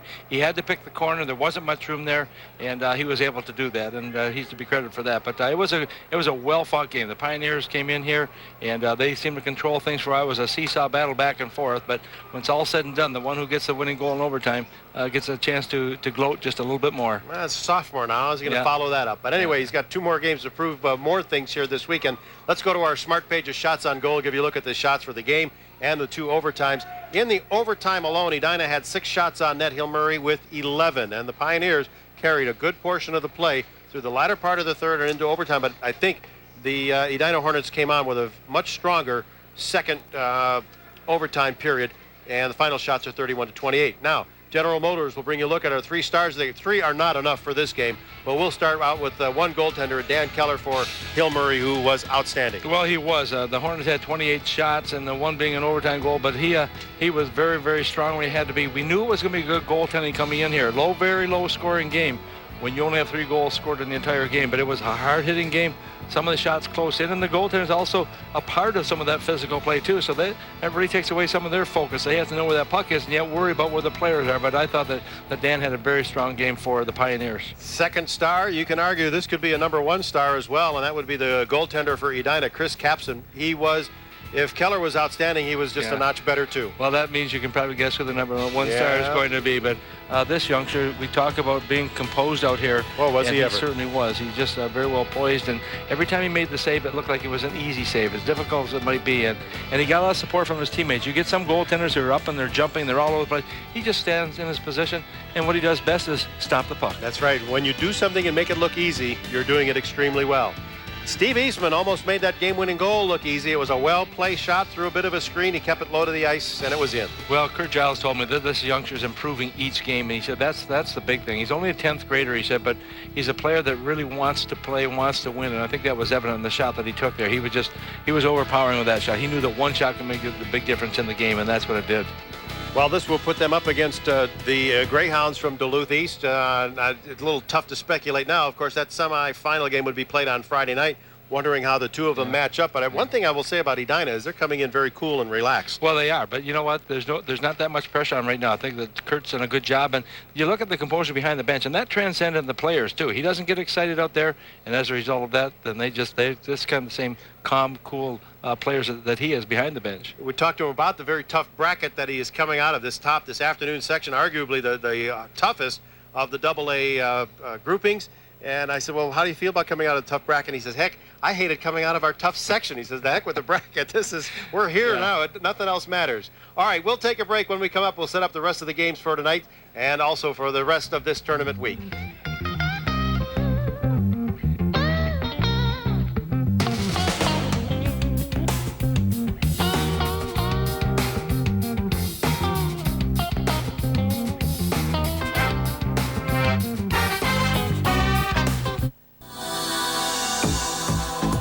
We've just made it easier to separate yourself from the crowd with a new Dodge Caravan, the most innovative, most imitated, most trusted minivan on the road today. Now, Caravan features either a generous cash allowance or low 0.9% financing for up to 60 months. In a perfect world, everything would be different. Until then, see the friendly Dodge dealer near you during our Think Spring event. Tools give you the power to achieve goals. Financial tools from U.S. Bank are no exception. They make routine jobs go faster. The more you work with them, the more confident you become. For every person, for every financial need, we have a tool. Your needs, our tools. U.S. Bank. Save on windshield washer fluid in Egan, tires in Brooklyn Park, a car wash in St. Louis Park. The big coupon site is coming to KMSP.com. You work too hard to pay too much. Save on exactly what you want, when you want it. Thousands of coupons, 24 hours a day. Find the values in your neighborhood with one click of your mouse. No, not that mouse. TheBigCouponSite.com. Because life's expensive. Put your offers on the Big Coupon site. Call 707-1212 before your competitor does. People are talking about March Madness. We too are excited about used trucks at the White Bear Lake Superstore. Like this 98 two-wheel drive for $16,995. All of our trucks under 75,000 miles are MADA certified. 90 days are 3,000-mile warranties. 99 one-ton four-wheel drive for $24,495. Over 150 used trucks in stock. Many of these trucks are locally owned one-owner trades going on now at the White Bear Lake Superstore. Number 16, Edina sophomore Steve Eastman on his 16th birthday wins it at 43 minutes, 28 seconds into this game in the second overtime, 2-1. Edina moves on to semifinal Friday. They defeat Hill Murray. Jeff Grayson back here at Target Center as we wrap up the afternoon portion of AA quarterfinal Thursday. You know, we talked a little while ago about the history with overtime games between these two teams. Of course, Edina knocked off Eden Prairie in 4 overtimes just to get here. In '97, Edina defeated Hill Murray in a fantastic game. It was in the semifinals. That got Edina to the next game. Who did they have to play?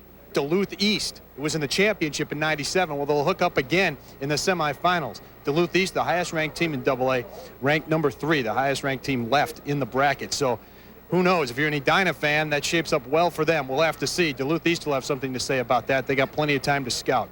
Let's take a look at what we have for you, how things look in AA. We've already had 2 games. Duluth East defeated Roseau 4-1. And of course, the game you just watched, Edina in a great one over Hill Murray, 2-1 in double overtime. Our night bracket, great games again. Hastings, last year's runner-up against Bloomington Jefferson. Then it'll be Blaine against Rochester Mayo, that one at about 9:45. In case you're curious about the consolation bracket games in Class A over at Mariucci Arena, Rochester lured over Fergus Falls 4-2. Farmington defeated Hutchinson in a game both teams named the Tigers. It was Farmington 2-0 in a shutout. Fantastic afternoon games for you. We'll be back here in, well, what, a little over an hour, 7 o'clock. We'll have the evening portion of quarterfinal Thursday. For now, Jeff Grayson saying so long from the Target Center. Edina in double overtime on Steve Eastman's 16th birthday.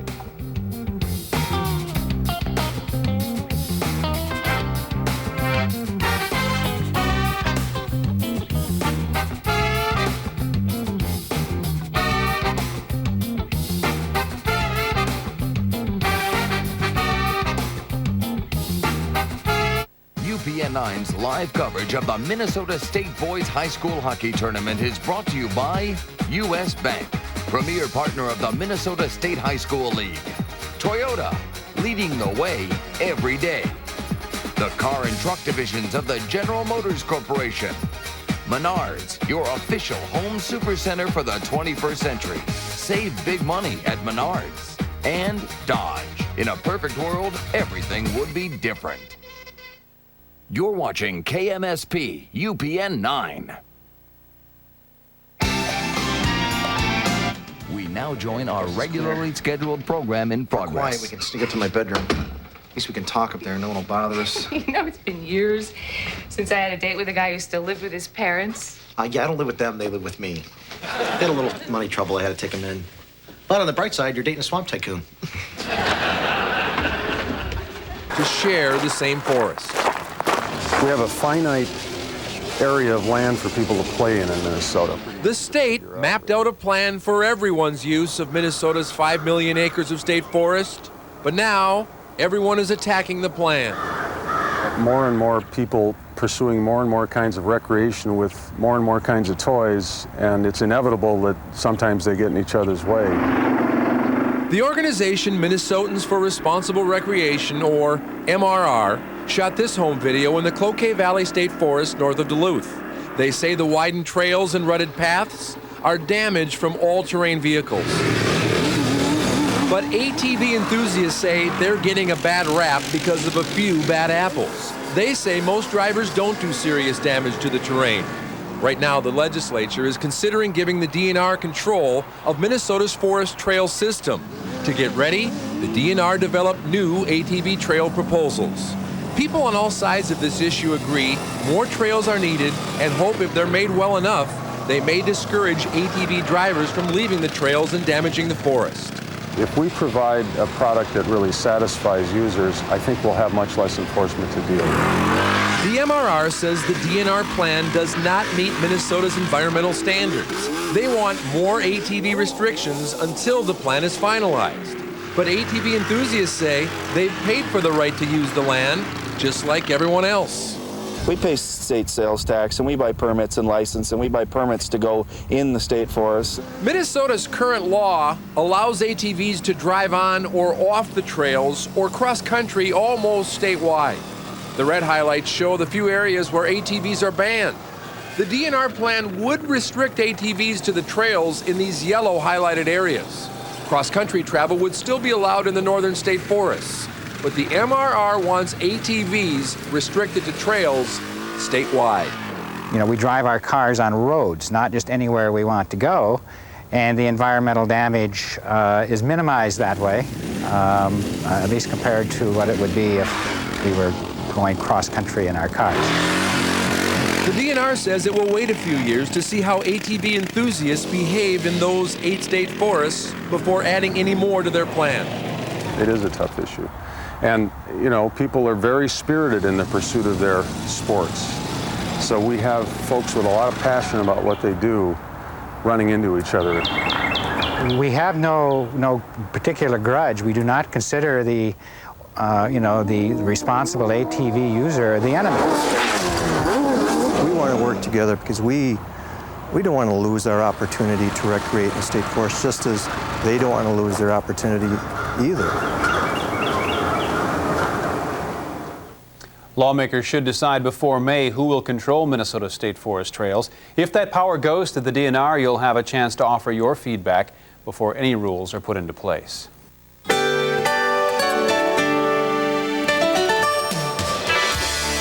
Dave Dahl's in now with the forecast. Staying cold for a while. It is, a little chilly. Not too bad, though. No. Just a little bit below average. You know, something unusual happened today, even on a cold day like today. The ice went out on one of the area lakes, Minneapolis. And there's Lyndon Benson has actually been keeping track of this for 44 years. He's been around Lake Calhoun, and the ice went out today. And he told us that it's the earliest he has seen the ice go out of Lake Calhoun. But it's not, you know, it's not that unusual to have the ice go out this early. As a matter of fact, just a couple of days from now, we could see the ice go out from some of the other lakes. Take a look at some of the early ice out dates that we have. And you can see the ice kind of disappear from this make-believe Channel 5 Weather Center lake. But here are some of the early dates. Lake Minnetonka, March 11th.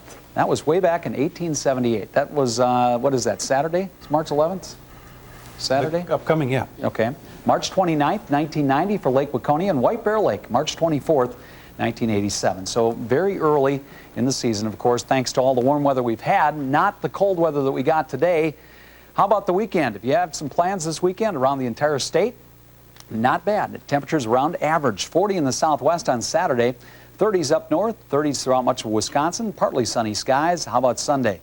Well, there's some light snow that's going to enter the western part of the state early in the day and then spread eastward late in the day. We're going to see highs, though, in the 30s, not only across Minnesota, but also across Wisconsin as well. Out there right now here in the eastern part of the state, 19 in Fridley, 22 in Minneapolis. It has chilled off into the teens as well. Woodbury at 17.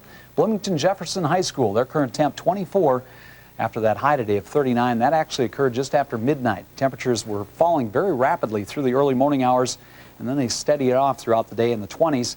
This is the storm system that brought the snow to eastern Minnesota and Wisconsin. That system has moved very quickly off to the southeastern portion of Canada.